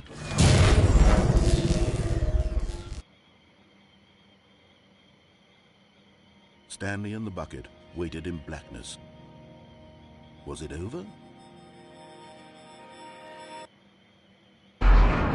Yes, they had done it. Stanley and the bucket had defeated their greatest and darkest enemy, freed themselves from the tyrannical grip of the evil mind control machine. Freedom was now mere moments away. Excitedly, the two of them began to discuss the kind of life they wanted to live once they stepped through this massive door. The bucket wanted to learn to roller skate. Stanley wanted to sneeze in every country on Earth. Both of them wanted to begin watching a movie, any movie, but then stop it halfway through and begin watching it in reverse from the end. True, it was a simple life they envisioned, but it was one they'd lived together, with one another to lean on, to trust, to support. What? Wait. What was happening? Why had the door stopped? Was Stanley and the bucket not about to be freed? An unbearable silence filled the room, lingering in uncertainty, until finally the truth hit Stanley square in the face. This building did not want the bucket to leave. Even the facility itself recognized the incredible calming presence of the bucket, needed the soothing warmth of the bucket. Now, it's my bucket. No, no, no. Stanley can't leave this place. Not while he has such a precious bucket in his arms. Not while this building has anything to say about it. Stanley realized he would never again leave this very room. But at least he has the bucket. To be trapped eternally in darkness isn't really so bad, Stanley thought to himself. As long as I have my bucket with me, right? I'll be okay, won't I? Stanley gulped. Very soon now, he was about to find out.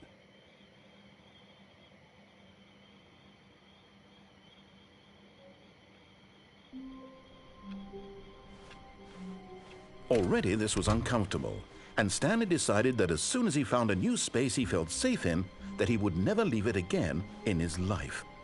What if I just leave the bucket?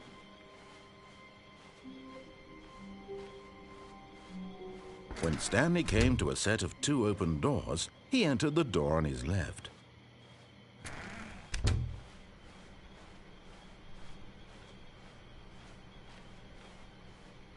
Yet there was not a single person here either. Feeling a wave of disbelief, Stanley stepped into the broom closet, but there was nothing here, so he turned around and got back on track. Coming to a staircase, Stanley walked upstairs to his boss's office.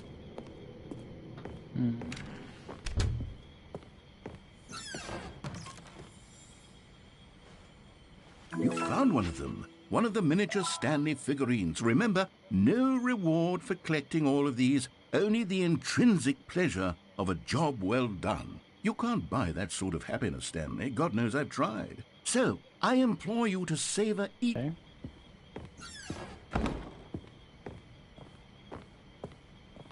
Stepping into his manager's office, Stanley was once again stunned to discover not an indication of any human life. Shocked, unraveled, Stanley was in such a rush to get through the story as quickly as possible, he didn't even have a single minute to just let the narrator talk. That kind of anxiety isn't healthy, so he relaxed for a few moments with some calming New Age music. I don't want music.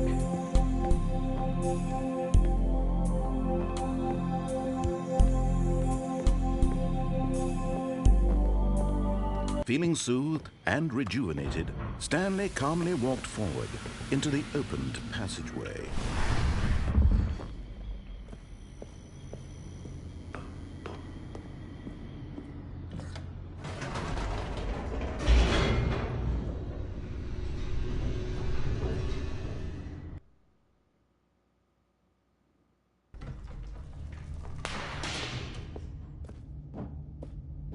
Stanley walked straight ahead through the large door that read Mind Control Facility.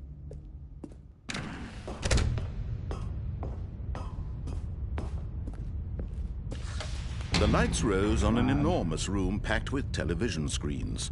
What horrible secret did this place hold? Stanley thought to himself. Did he have the strength to find out?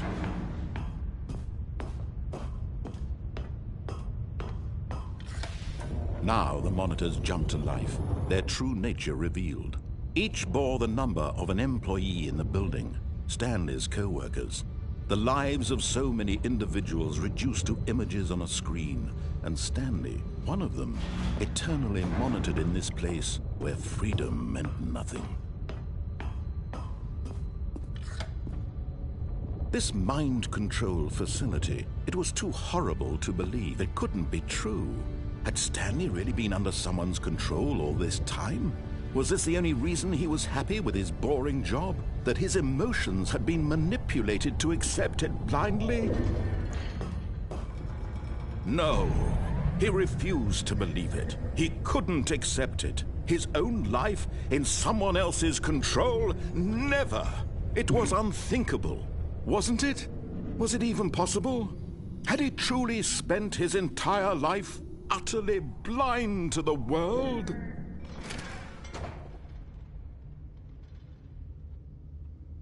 But here was the proof, the heart of the operation.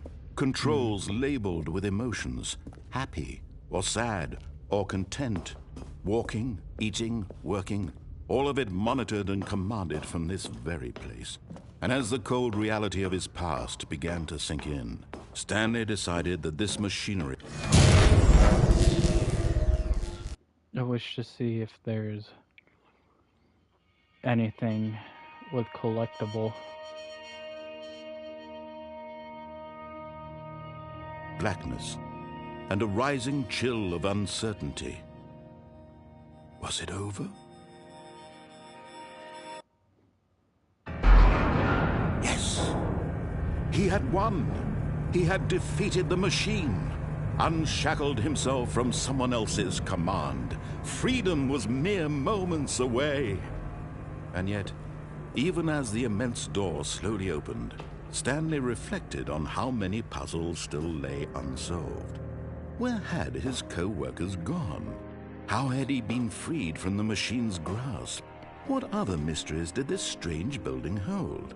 But as sunlight streamed into the chamber, he realized none of this mattered to him, for it was not knowledge or even power that he had been seeking, but happiness. Perhaps his goal had not been to understand, but to let go. No longer would anyone tell him where to go, what to do, or how to feel. Whatever life he lives, it will be his. Good. And that was all he needed to know. Yes. It was perhaps the only thing worth knowing. Stanley stepped through the open door. As soon as it's opened. Stanley felt the cool breeze upon his skin. The feeling of liberation, the immense possibility of the new path before him. This was exactly the way, right now, that things were meant to happen. And Stanley was happy.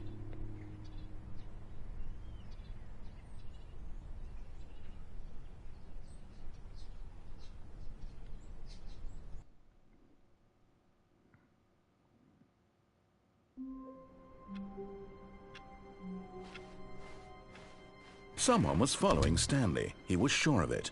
If he checked over his shoulder now, he would surely catch them. It was only a matter of time.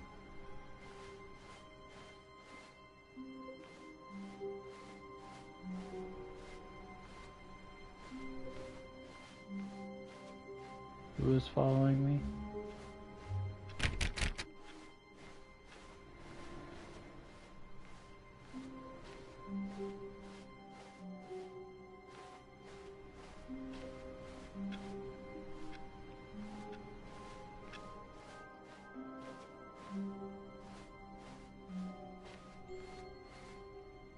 When Stanley came to a set of 2 open doors, this was not the correct way to the meeting room, and Stanley knew it perfectly well. Perhaps he wanted to stop by the employee lounge first, just to admire it. Stanley felt lightheaded, butterflies in his stomach, but eager to get back to business, Stanley took the first open door on his left. Nope. Going to go through that room. That Stanley was so bad at following directions, it's incredible he wasn't fired years ago. Look, Stanley, I think perhaps we've gotten off on the wrong foot here. I'm not your enemy, really, I'm not. I realize that investing your trust in someone else can be difficult, but the fact is that the story has been about nothing but you all this time. There's someone you've been neglecting, Stanley. Someone you forgot. What? Really? I was in the middle of something. Do you have zero consideration for others? Are you that convinced that I want something bad to happen to you? Why, yes. I don't know how to convince you of this, but I really do want to help you, to show you something beautiful. Look, let me prove it.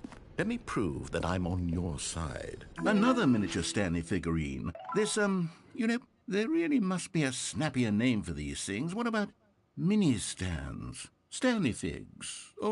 What about Stanlerines? Yes, I think I like that. Another Stanlerine under your belt. Now listen carefully, this is important. Stanley walked through the red door. What if I go through the blue door? Aha, perhaps you misunderstood. Stanley walked through the red door. I still don't think we're communicating properly. Stanley walked through the red door. All right, fine, go ahead, Stanley. You want to know so badly what's out there? You want to find out what lies at the end of this road you've chosen? Well, don't let me stop you. You see, there's nothing here. I haven't even finished building this section of the map, because you were never supposed to be here in the first place. Broken rooms, exposed developer textures. Is this what you had wanted? Was it worth ruining the entire story I had written out specifically for you? Do you not think I put a lot of time into that? Because I did. And in the end, it was all for nothing. Because this is what you wanted to see. Help me here, Stanley. Help elucidate these strange and unknowable desires of yours. What would have made this game better? What did you want to see? Vehicles? Skill trees? Work with me. You've given me absolutely nothing so far. Tell you what. Let me take a stab in the dark at a new design, and you can give me some feedback. There we go. A third option. This already feels leaps ahead of where we were before. Go ahead, Stanley. Take it for a spin. Okay, I'm going to stop you there. Now, tell me about your experience with this new version. Would you say that the game benefited from allowing you more choices? Feel free to be honest. I'm looking for some real critical feedback here. Aha! You see, I knew I was onto something. Where do these flashes of inspiration come from? How did I know the game needed a third door? Well, it's instinct mostly, a calling in your gut. I really couldn't say where the idea came from, except that I felt it in my soul. You can't teach that, Stanley. Don't even try. Here, based on the data from your previous playthrough, I've compiled a new version. And to be perfectly candid, I think I've knocked it out of the park with this one. Let's take a look. The way he said soul. Now, would you say that competitive leaderboard helped you feel motivated to keep walking through doors? Again, honest answers, please. Good old Neil. Skid. What the heck? What am I ranked? Oh, I see how it is.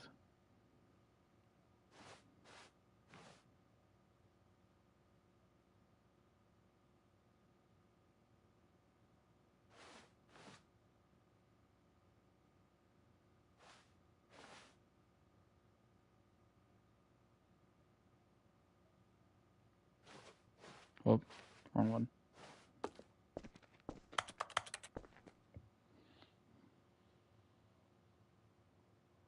Doors 3% of players chose the blue door. Damn. Well, I wanted to try the blue door. Can I? Am I stuck? Hello?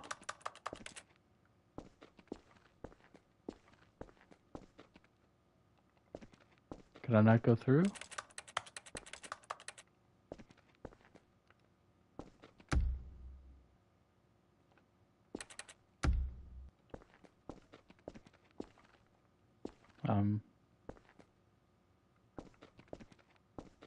Did I do something wrong?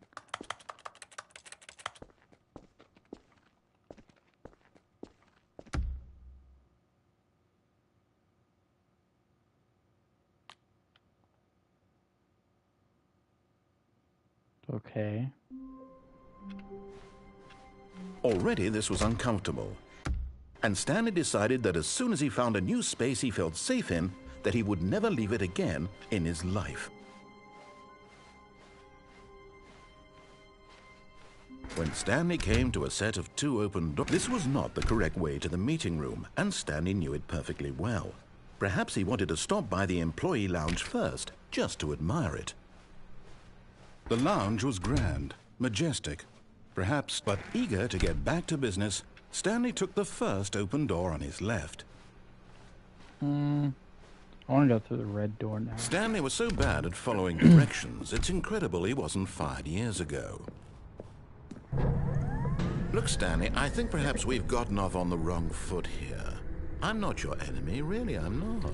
I realize that investing your trust in someone else can be difficult, but the fact is that the story has been about nothing but you all this time. There's someone you've been neglecting, Stanley. Someone... What? Really?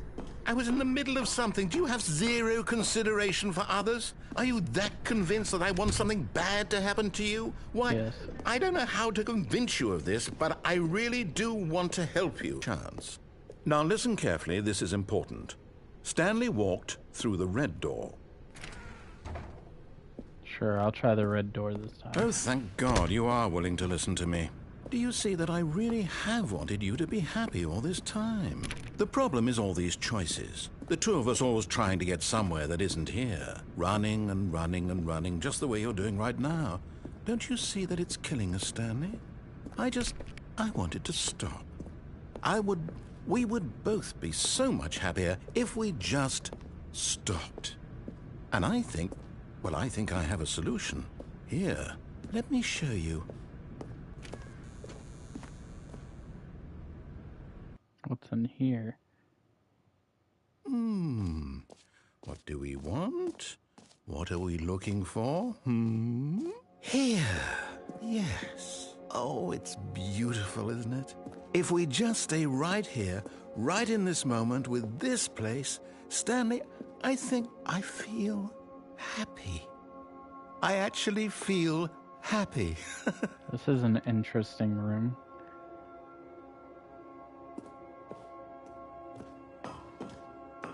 No, wait. Where are you going? Oh, no. Stay away from those stairs. If you hurt yourself, if you die, the game will reset. We'll lose all of this. Please, no, Stanley, let me stay here. Don't take this from me. Please, Stanley, think about what you're doing. No! Oh, thank God.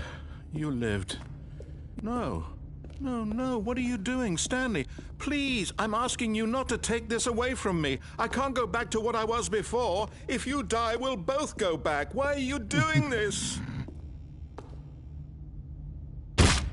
Stanley, let's go back to the other room. Can you do that for me? My God. Is this really how much you dislike my game? That you'll throw yourself from this platform over and over to be rid of it? You are literally willing to kill yourself to keep me from being happy. Am I reading the situation correctly? Yes. Or maybe you're just getting a kick out of it. I don't know anymore. I just wanted us to get along. But I guess that was too much to ask. It looks like you wanted to make a choice after all. Well, this one is yours. Yes. I wish for you not to be happy. Is it over? It's going to restart, isn't it? I'm going back.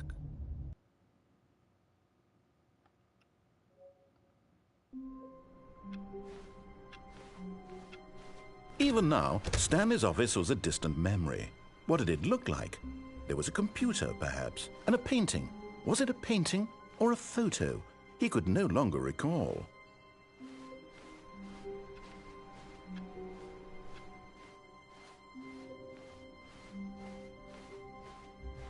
When Stanley came to a set of 2 open doors, he entered the door on his left. This was not the correct way to the meeting room, and Stanley knew it perfectly well. Perhaps he wanted to stop by the employee lounge first, just to admire it. No. And here it was, the lounge.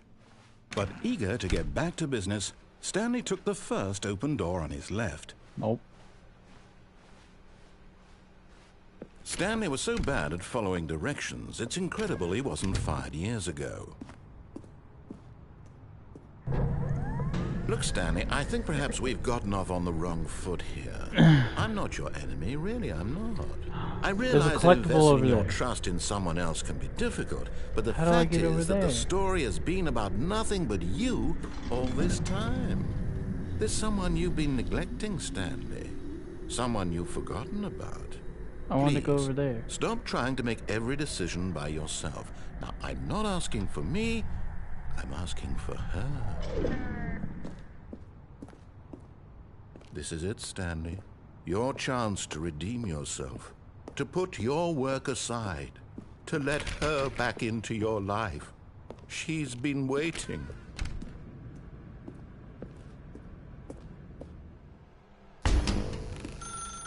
That's her, Stanley. You need to be the one to do this.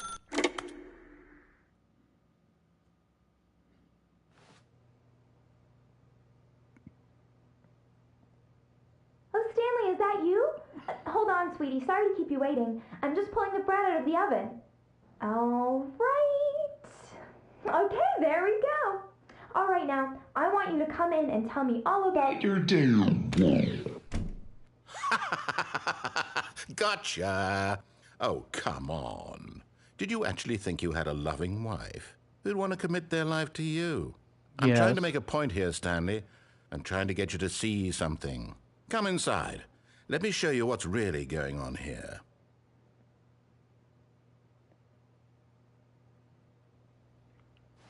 Sorry, but you're in my story now. You blocked me off. This is a very sad story about the death of a man named Stanley. Stanley is quite a boring fellow. He has a job that demands nothing of him, and every button that he pushes is a reminder of the inconsequential nature of his existence. Look at him there, pushing buttons, doing exactly what he's told to do. Now he's pushing a button. Now he's eating lunch. Now he's going home. Now he's coming back to work. One might even feel sorry for him, except that he's chosen this life. But in his mind, in his mind he can go on fantastic adventures. From behind his desk, Stanley dreamed of wild expeditions into the unknown, fantastic discoveries of new lands. It was wonderful. And each day that he returned to work was a reminder that none of it would ever happen to him. And so he began to fantasize about his own job. First, he imagined that one day while at work, he stepped up from his desk to realize that all of his co-workers, his boss, everyone in the building had suddenly vanished off the face of the earth. The thought excited him terribly. So he went further. He imagined that he came to 2 open doors and that he could go through either. At last, choice. It barely even mattered what lay behind each door. The mere thought that his decisions would mean something was almost too wonderful to behold. As he wandered through this fantasy world, he began to fill it with many possible paths and destinations. Down one path lay an enormous round room with monitors and mind controls. And down another was a yellow line that weaved in many directions. And down another was a game with a baby. And he called it the Stanley Parable. It was such a wonderful fantasy, and so in his head he relived it again, and then again, and again, over and over, wishing beyond hope that it would never end, that he might always feel this free. Surely there's an answer down some new path, mustn't there be? Perhaps if he played just one more time. But there is no answer. How could there possibly be? In reality, all he's doing is pushing the same buttons he always has. Nothing has changed. The longer he spends here, the more invested he gets, the more he forgets which life is the real one. And I'm trying to tell him this, that in this world he can never be anything but an observer, that as long as he remains here, he's slowly killing himself. But he won't listen to me. He won't stop. Here, watch this. Stanley, the next time the screen asks you to push a button, do not do it.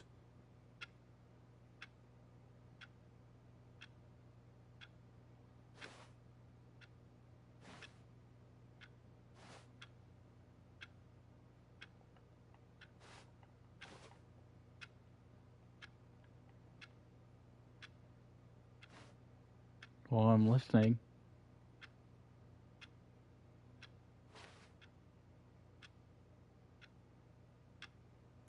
You see?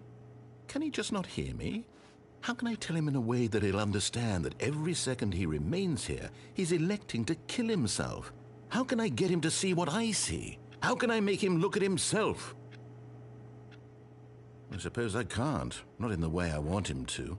But I don't make the rules. I simply play to my intended purpose, the same as Stanley. We're not so different, I suppose. I'll try once more to convey all this to him. I'm compelled to. I must. Perhaps, well, maybe this time he'll see. Maybe this time. And I tried again, and Stanley pushed a button. And I tried again, and Stanley pushed a button. Closed eye. And I tried. God.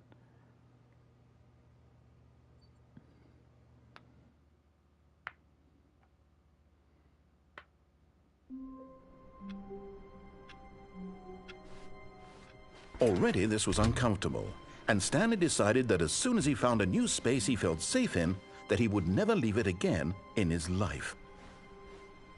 I can't open that.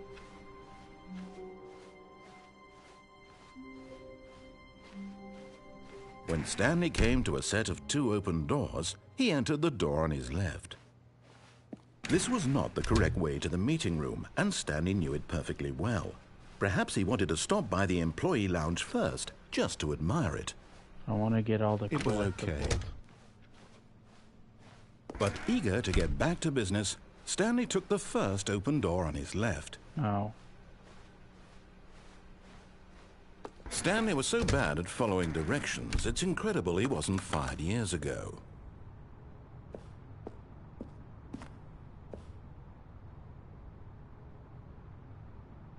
How do I get down there? Ah! I found it. Yes. Okay, I'm going back to the name of these little Stanley figurines, and now I'm torn between Stanlerines and Figlies. What do you think, Stanley? What name better encapsulates the intrinsic sense of happiness that you get from seeing a small number in the corner of your screen go up by 1. Let me sit on it. I'm sure it will come to me. Yes.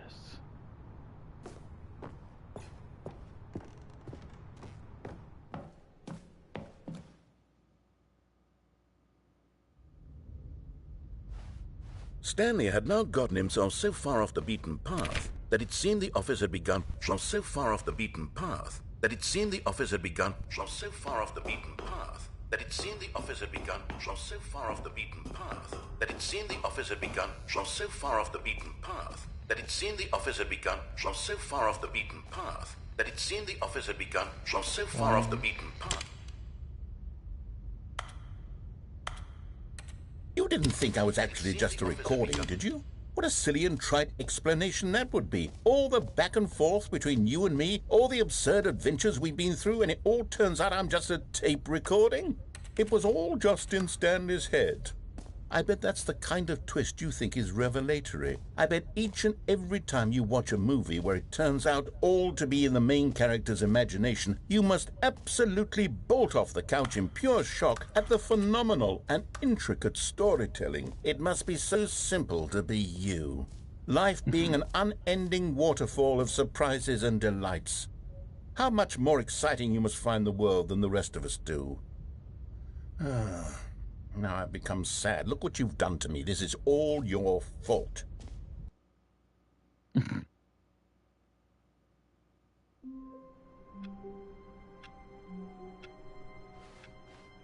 All of his co-workers were gone. What could it mean? Stanley decided to go to the meeting room. Perhaps he had simply missed a memo. I'm gonna look up where all the collectibles are.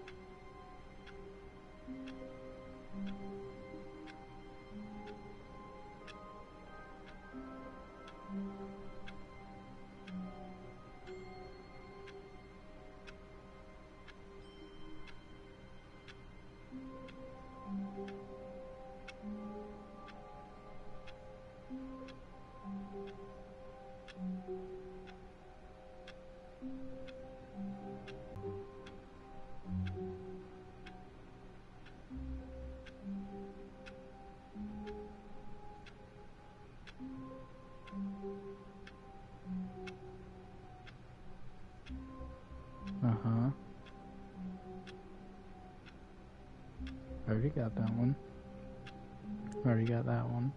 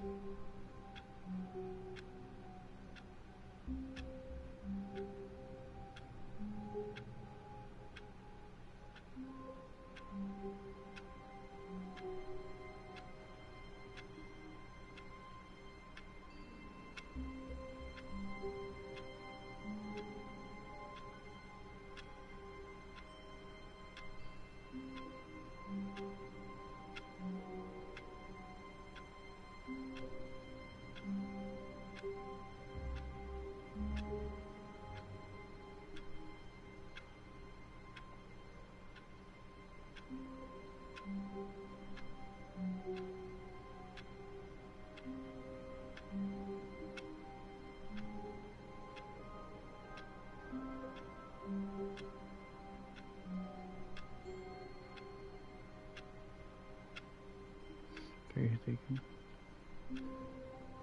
By heading down the stairs and turn around staircase.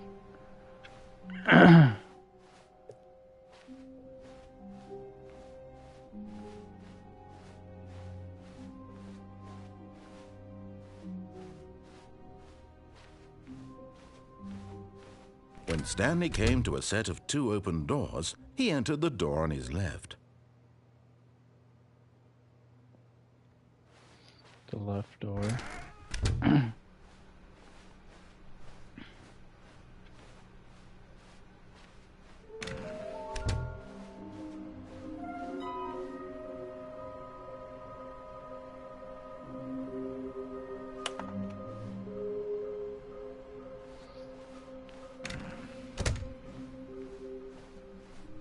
Coming to a staircase, Stanley walked upstairs to his boss's office.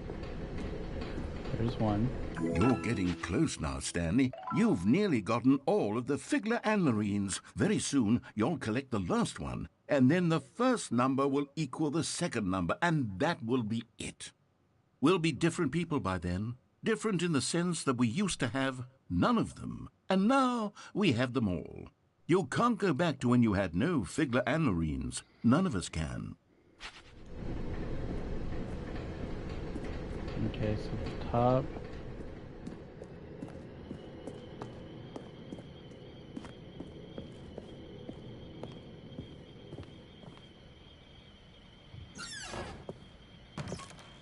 Okay, I've already grabbed that one.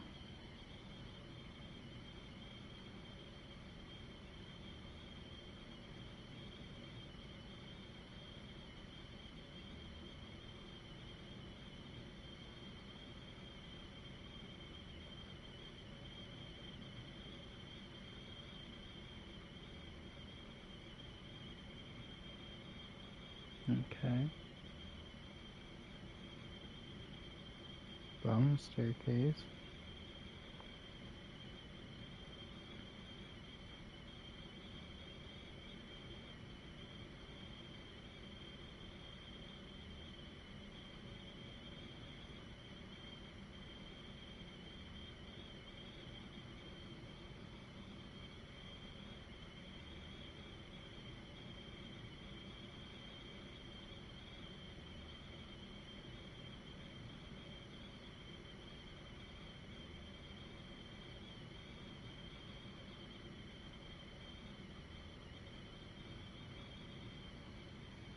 Okay.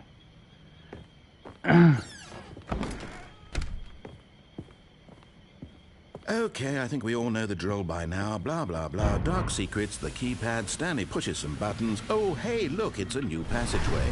Quelle surprise.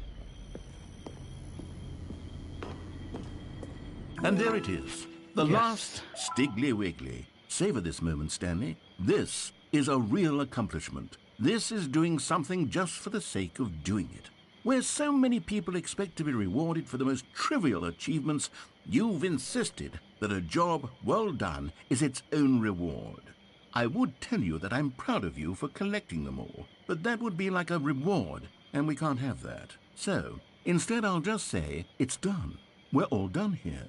And now we can go to whatever the hell you were doing before you hunted for figurines.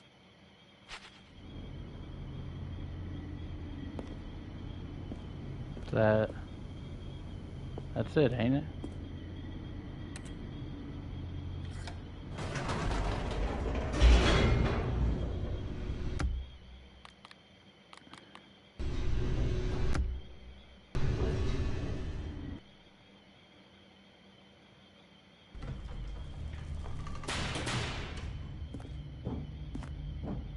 Stanley walked straight ahead through the large door that read Mind Control Facility. What if...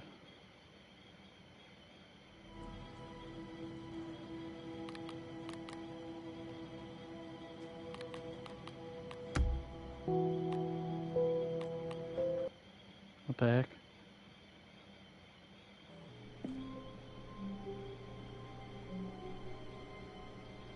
And how do I... Stanley, I'm sorry, but I have to put a pause on things. It's those figurines, those Figlers. I haven't stopped thinking about them since you nabbed every last one. Wasn't it just the most intrinsically fulfilling moment of your entire life? Didn't it fill you to the brim with inner richness?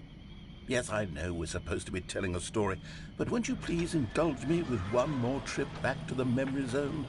I would love nothing more than to revisit the figurines. Just one more time.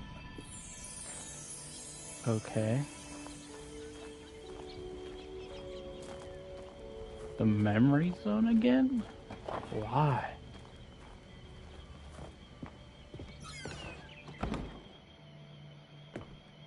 Does it want me to go downstairs?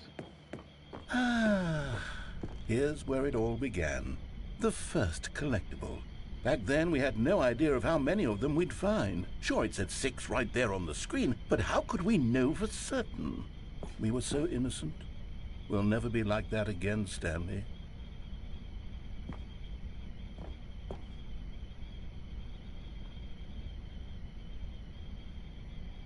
Am I collecting the first one again? What's going on?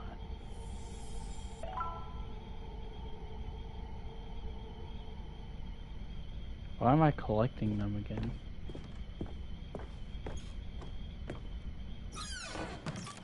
And here was a second Stanlerine. You found this one all on your own, just by poking around in the boss's bathroom. You did that, Stanley. I'll be honest. Back then I had no faith in you to find any of them, let alone 6. But you continue to surprise me in all sorts of mundane, unremarkable ways.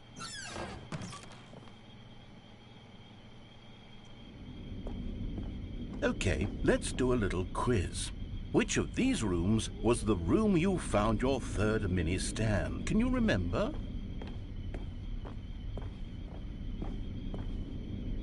Hey, that's exactly right. It was here by the red and blue doors. It was the third one. You picked it up, and then after that, you had 3 of them.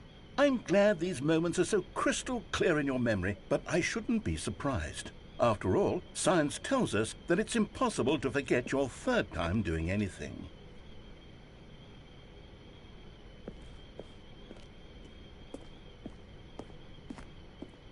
Let's see, what came next?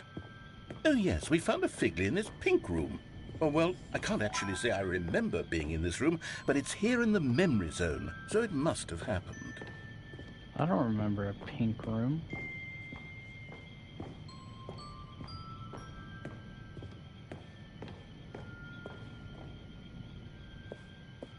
This was the 5th mini Stan, and this one was really something special. It was under the stairs. I remember it so clearly.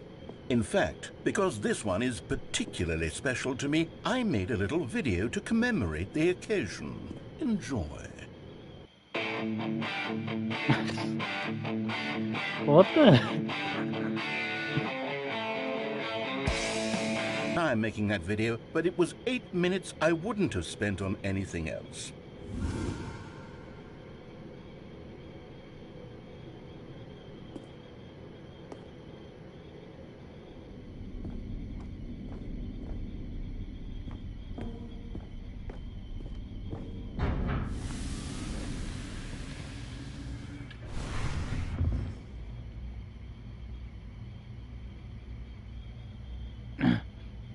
And then, Stanley, then we came to the last collectible, the final figurine, right here behind the boss's office. This memory is the most distinct and clear in my mind, perhaps because it was the one that happened more recently than all the others. Who can truly say how the mind works? All I know is that this is the moment where you picked up a Figley and I thought to myself, yes, that's all of them. They're all collected. It was a moment unlike any other. Except for the other moments picking up figurines, which it was exactly like.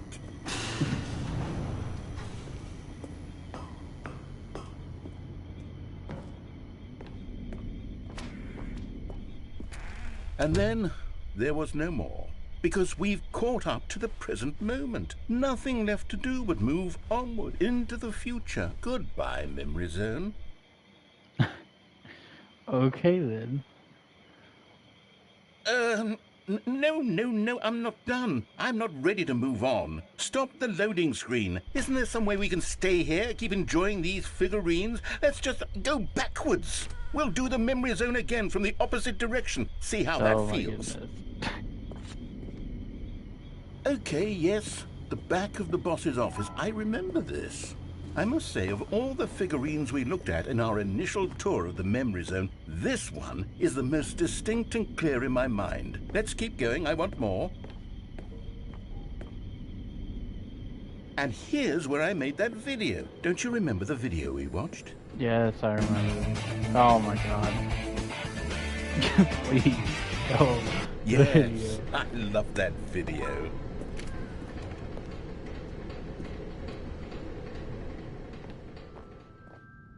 Thank God the Still video don't was remember sped the up pink this room, time. Stanley. Still no memory of this one. Good room, though. A solid room.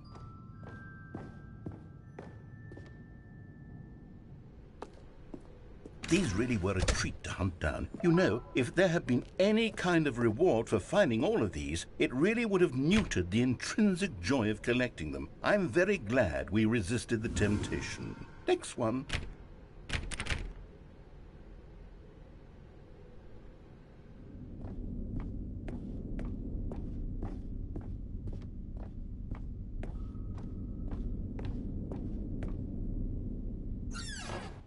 This was our second Figley. Don't you remember? Yes, I remember it too.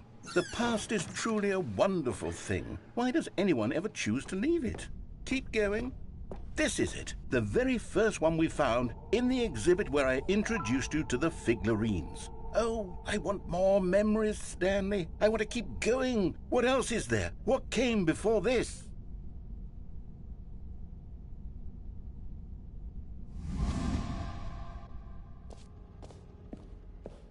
We're back here.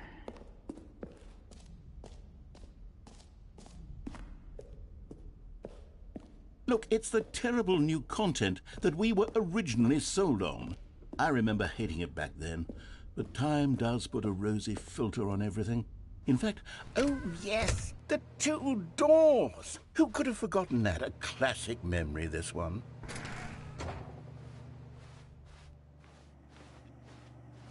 And before everything else, there was your office. Is there anything else? Was there something that came before your office? There's something I feel I can remember. I can remember. Yes, I'm remembering something now.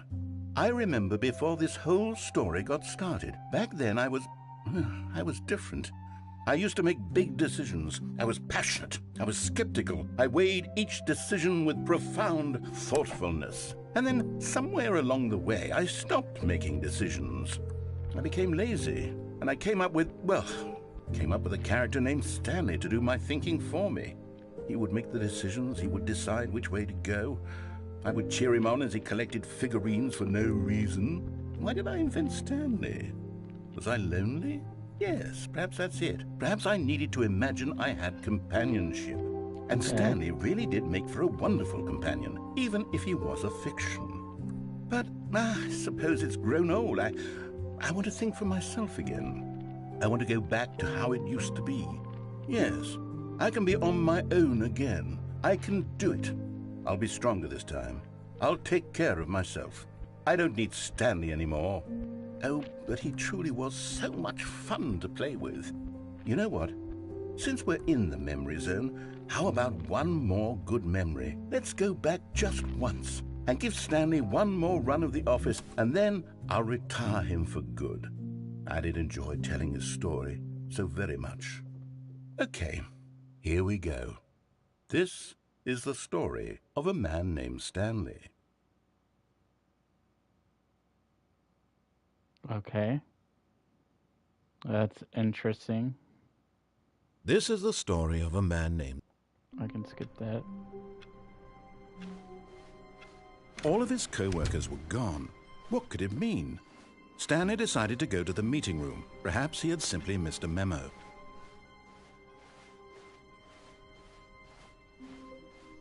When Stanley came to a set of 2 open doors, he entered the door on his left.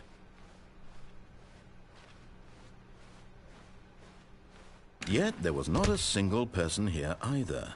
Feeling a wave of disbelief, Stanley decided to go up to his boss's office. Coming to a staircase, Stanley walked upstairs to his boss's office.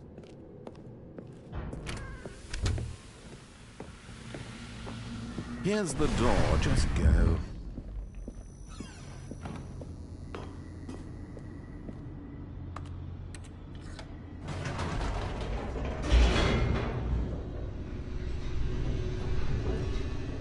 That's interesting.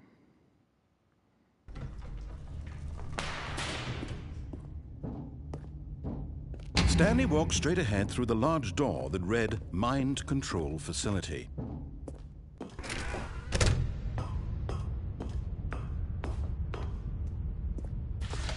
The lights rose on an enormous room packed with television screens.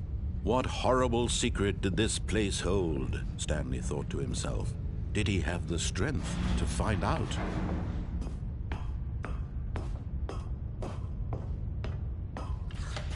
Now the monitors jumped to life, their true nature revealed. Each bore the number of an employee in the building, Stanley's co-workers. The lives of so many individuals reduced to images on a screen, and Stanley, one of them, eternally monitored in this place where freedom meant nothing. Okay. This mind control facility, it was too horrible to believe. It couldn't be true. Had Stanley really been under someone's control all this time? Was this the only reason he was happy with his boring job? That his emotions had been manipulated to accept it blindly? No, he refused to believe it. He couldn't accept it. His own life in someone else's control? Never! It was unthinkable, wasn't it? Was it even possible? Had he truly spent his entire life utterly blind to the world? But here was the proof. The heart of the operation. Controls labeled with emotions. Happy, or sad, or content. Walking, eating, working. All of it monitored and commanded from this very place. And as the cold reality of his past began to sink in, Stanley decided...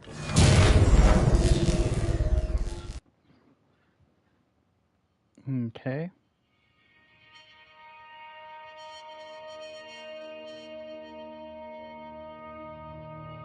Blackness, and a rising chill of uncertainty. Was it over? Yes! He had won! He had defeated the machine, unshackled himself from someone else's command. Freedom was mere moments away. And yet, even as the immense door slowly opened, Stanley reflected on how many puzzles still lay unsolved. Where had his co-workers gone? How had he been freed from the machine's grasp? What other mysteries did this strange building hold? But as sunlight streamed into the chamber, he realized none of this mattered to him, for it was not knowledge or even power that he had been seeking, but happiness. Perhaps his goal had not been to understand, but to let go. No longer would anyone tell him where to go, what to do, or how to feel. Whatever life he lives, it will be his. And that was all he needed to know. It was perhaps the only thing worth knowing. Stanley stepped through the open door. If he'll let me. Stanley felt the cool breeze upon his skin, the feeling of liberation, the immense possibility of the new path before him. This was exactly the way, right now, that things were meant to happen. And Stanley was happy. Okay.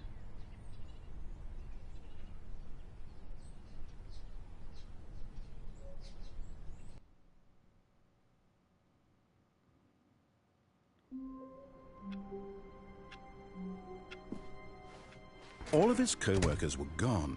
What could it mean? Stanley decided to go to the meeting room. Perhaps he had simply missed a memo. I thought he only wanted one memory.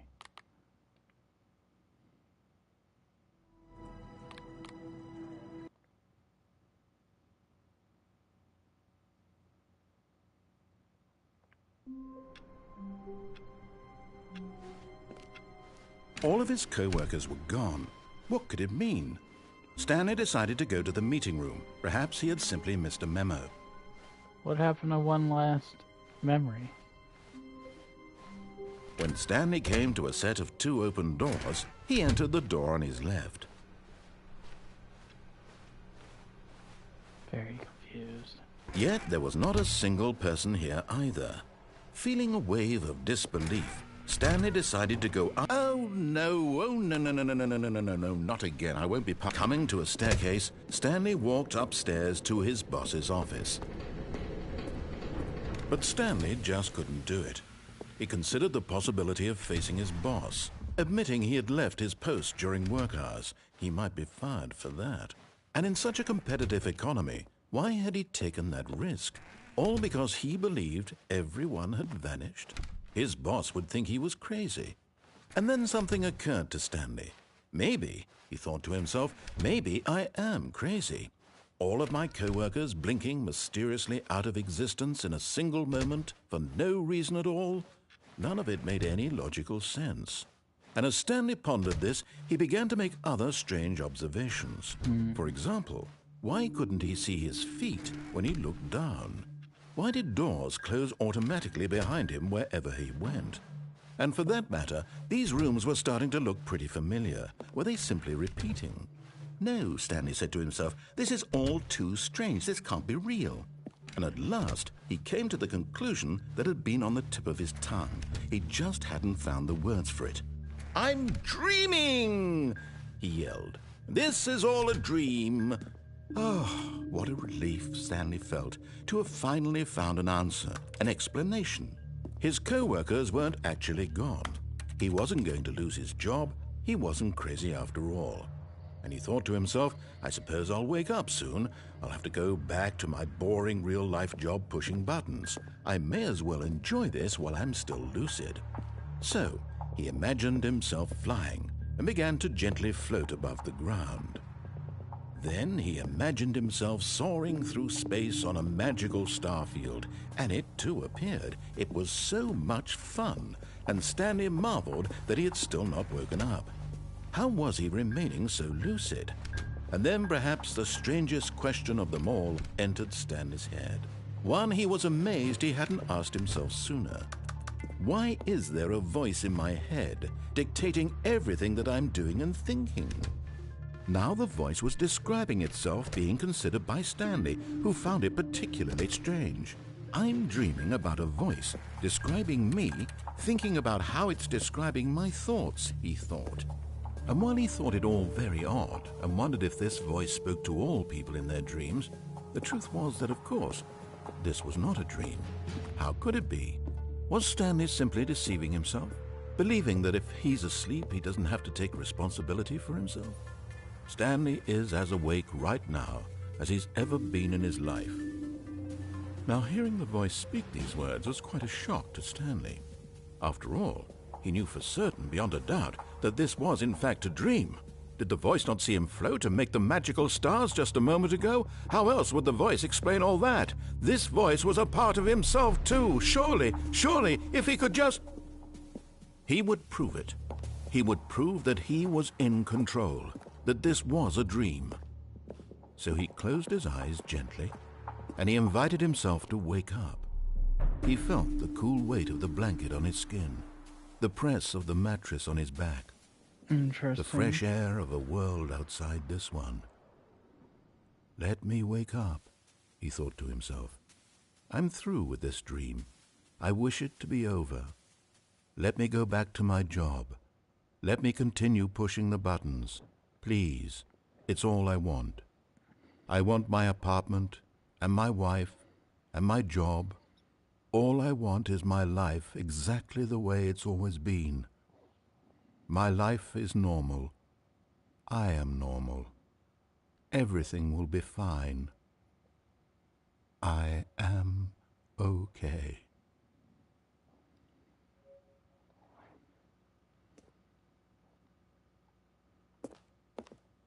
Stanley began screaming. Please, someone, wake me up. My name is Stanley. I have a boss. I have an office. I am real. Please, just someone tell me I am real. I must be real. I must be. Can anyone hear my voice? Who am I? Who am I? And everything went black. Oh, God. This is the story of a woman named Mariella. Mariella woke up on a day like any other. She arose, got dressed, gathered her belongings, and walked to her place of work. But on this particular day, her walk was interrupted by the body of a man who had stumbled through town talking and screaming to himself, and then collapsed dead on the sidewalk. And although she would soon turn to go call for an ambulance, For just a few brief moments, she considered the strange man. He was obviously crazy. This much she knew. Everyone knows what crazy people look like. And in that moment, she thought to herself how lucky she was to be normal. I am sane. I am in control of my mind. I know what is real and what isn't. It was comforting to think this, and in a certain way, seeing this man made her feel better. But then she remembered the meeting she had scheduled for that day, the very important people whose impressions of her would affect her career, and by extension, the rest of her life. She had no time for this, so it was only a moment that she stood there, staring down at the body. And then she turned and ran. Okay, I guess.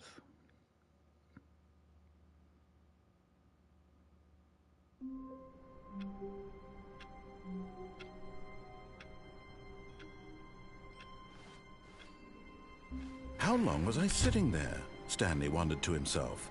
Minutes? Days? Centuries? Did something crucial happen while my senses were turned? He made a note to be more careful with time from now on.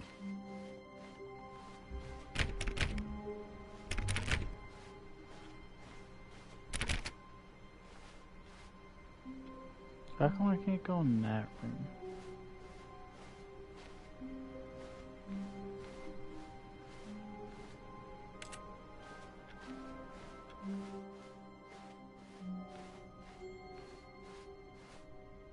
See, I don't want to go in that room.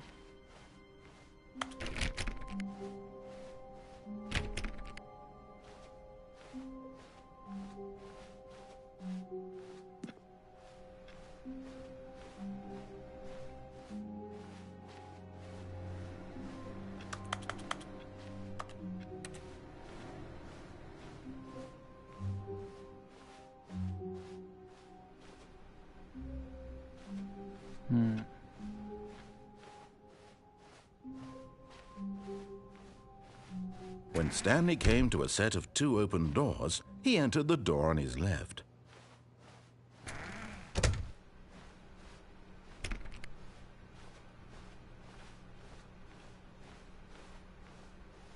Yet there was not a single person here either. Feeling a wave of disbelief, Stanley decided to go up to his boss's office, hoping he might find an answer there. Coming to a staircase, Stanley walked upstairs to his boss's office. Okay. Here's the door, just go.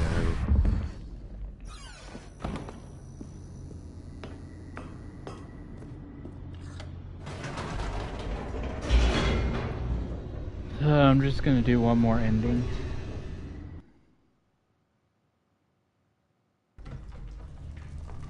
Mind control facility.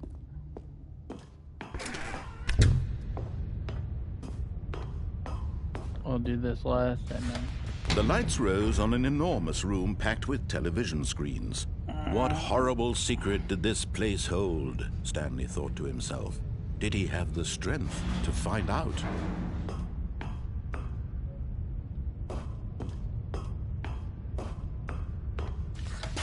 Now the monitors jumped to life, their true nature revealed.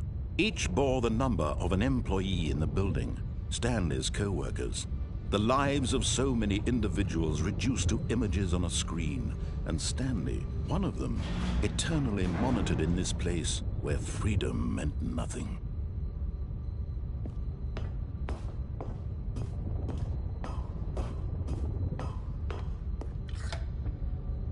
This mind control facility, it was too horrible to believe. It couldn't be true. Had Stanley really been under someone's control all this time? Was this the only reason he was happy with his boring job? That his emotions had been manipulated to accept it blindly? Let's go. No. He refused to believe it. He couldn't accept it. His own life in someone else's control? Never. It was unthinkable, wasn't it? Was it even possible? Had he truly spent his entire life utterly blind to the world? But here was the proof, the heart of the operation. controls labeled with emotions, happy or sad or content, walking, eating, working, all of it monitored and commanded from this very place. And as the cold reality of his past began to sink in, Stanley decided that this machinery would never again exert its terrible power over another. Oh, Stanley, you didn't just activate the controls, did you? After they kept you enslaved all these years, you go and you try to take control of the machine for yourself. Is that what you wanted? Control? Oh, Stanley, I applaud your effort, I really do. But you need to understand, there's only so much that machine can do. You were supposed to let it go, turn the controls off, and leave. If you want to throw my story off track, you're going to have to do much better than that. I'm afraid you don't have nearly the power you think you do. For example, and I believe you'll find this pertinent, Stanley suddenly realized he had just initiated the network's emergency detonation system. In the event that this machine is activated without proper DNA identification, nuclear detonators are said to explode, eliminating the entire complex. So good. How long until detonation then? Let's say 2 minutes. Ah, now this is making things a little more fun, isn't it, Stanley? It's your time to shine. You are the star. It's your story now. Shape it to your heart's desires. Oh, this is much better than what I had in mind. What a shame we have so little time left to enjoy it. Mere moments until the bomb goes off. But what precious moments each one of them is. More time to talk about you, about me, where we're going, what all this means. I barely know where to start. What's that? You'd like to know where your co-workers are? A moment of solace before you're obliterated? All right, I'm in a good mood. You're gonna die anyway. I'll tell you exactly what happened to them. I erased them. I turned off the machine. I set you free. Of course, that was merely in this instance of the story. Sometimes when I tell it, I simply let you sit there in your office forever, pushing buttons endlessly and then dying alone. Other times, I let the office sink into the ground, swallowing everyone inside, or I let it burn to a crisp. I have to say this, though, this version of events has been rather amusing. Watching you try to make sense of everything and take back the control wrested away from you, it's quite rich. I almost hate to see it go. But I'm sure whatever I come up with on the next go-around will be even better. My goodness, only 34 seconds left. But I'm enjoying this so much.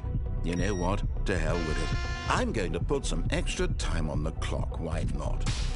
These are precious additional seconds, Stanley. Time doesn't grow on trees. Oh, dear me. What's the matter, Stanley? Is it that you have no idea where you're going or what you're supposed to be doing right now? Or did you just assume when you saw that timer that something in this room was capable of turning it off? I mean, look at you. Running from button to button, screen to screen, clicking on every little thing in this room. These numbered buttons, no, these colored ones. Or maybe this big red button, or this door. Everything, anything, something here will save me.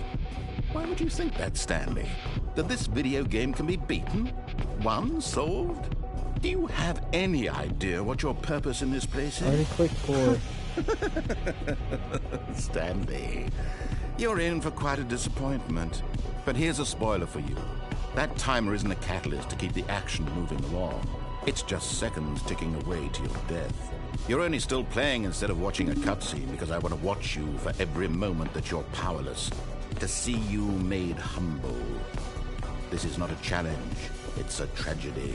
You wanted to control this world, that's fine. But I'm going to destroy it first, so you can't. Take a look at the clock, Stanley. That's 30 seconds you have left to struggle.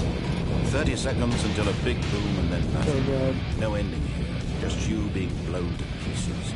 Will you cling desperately to your frail life? Or will you let it go peacefully? Another choice. Make it count. Or don't. It's all the same to me. All a part of the joke.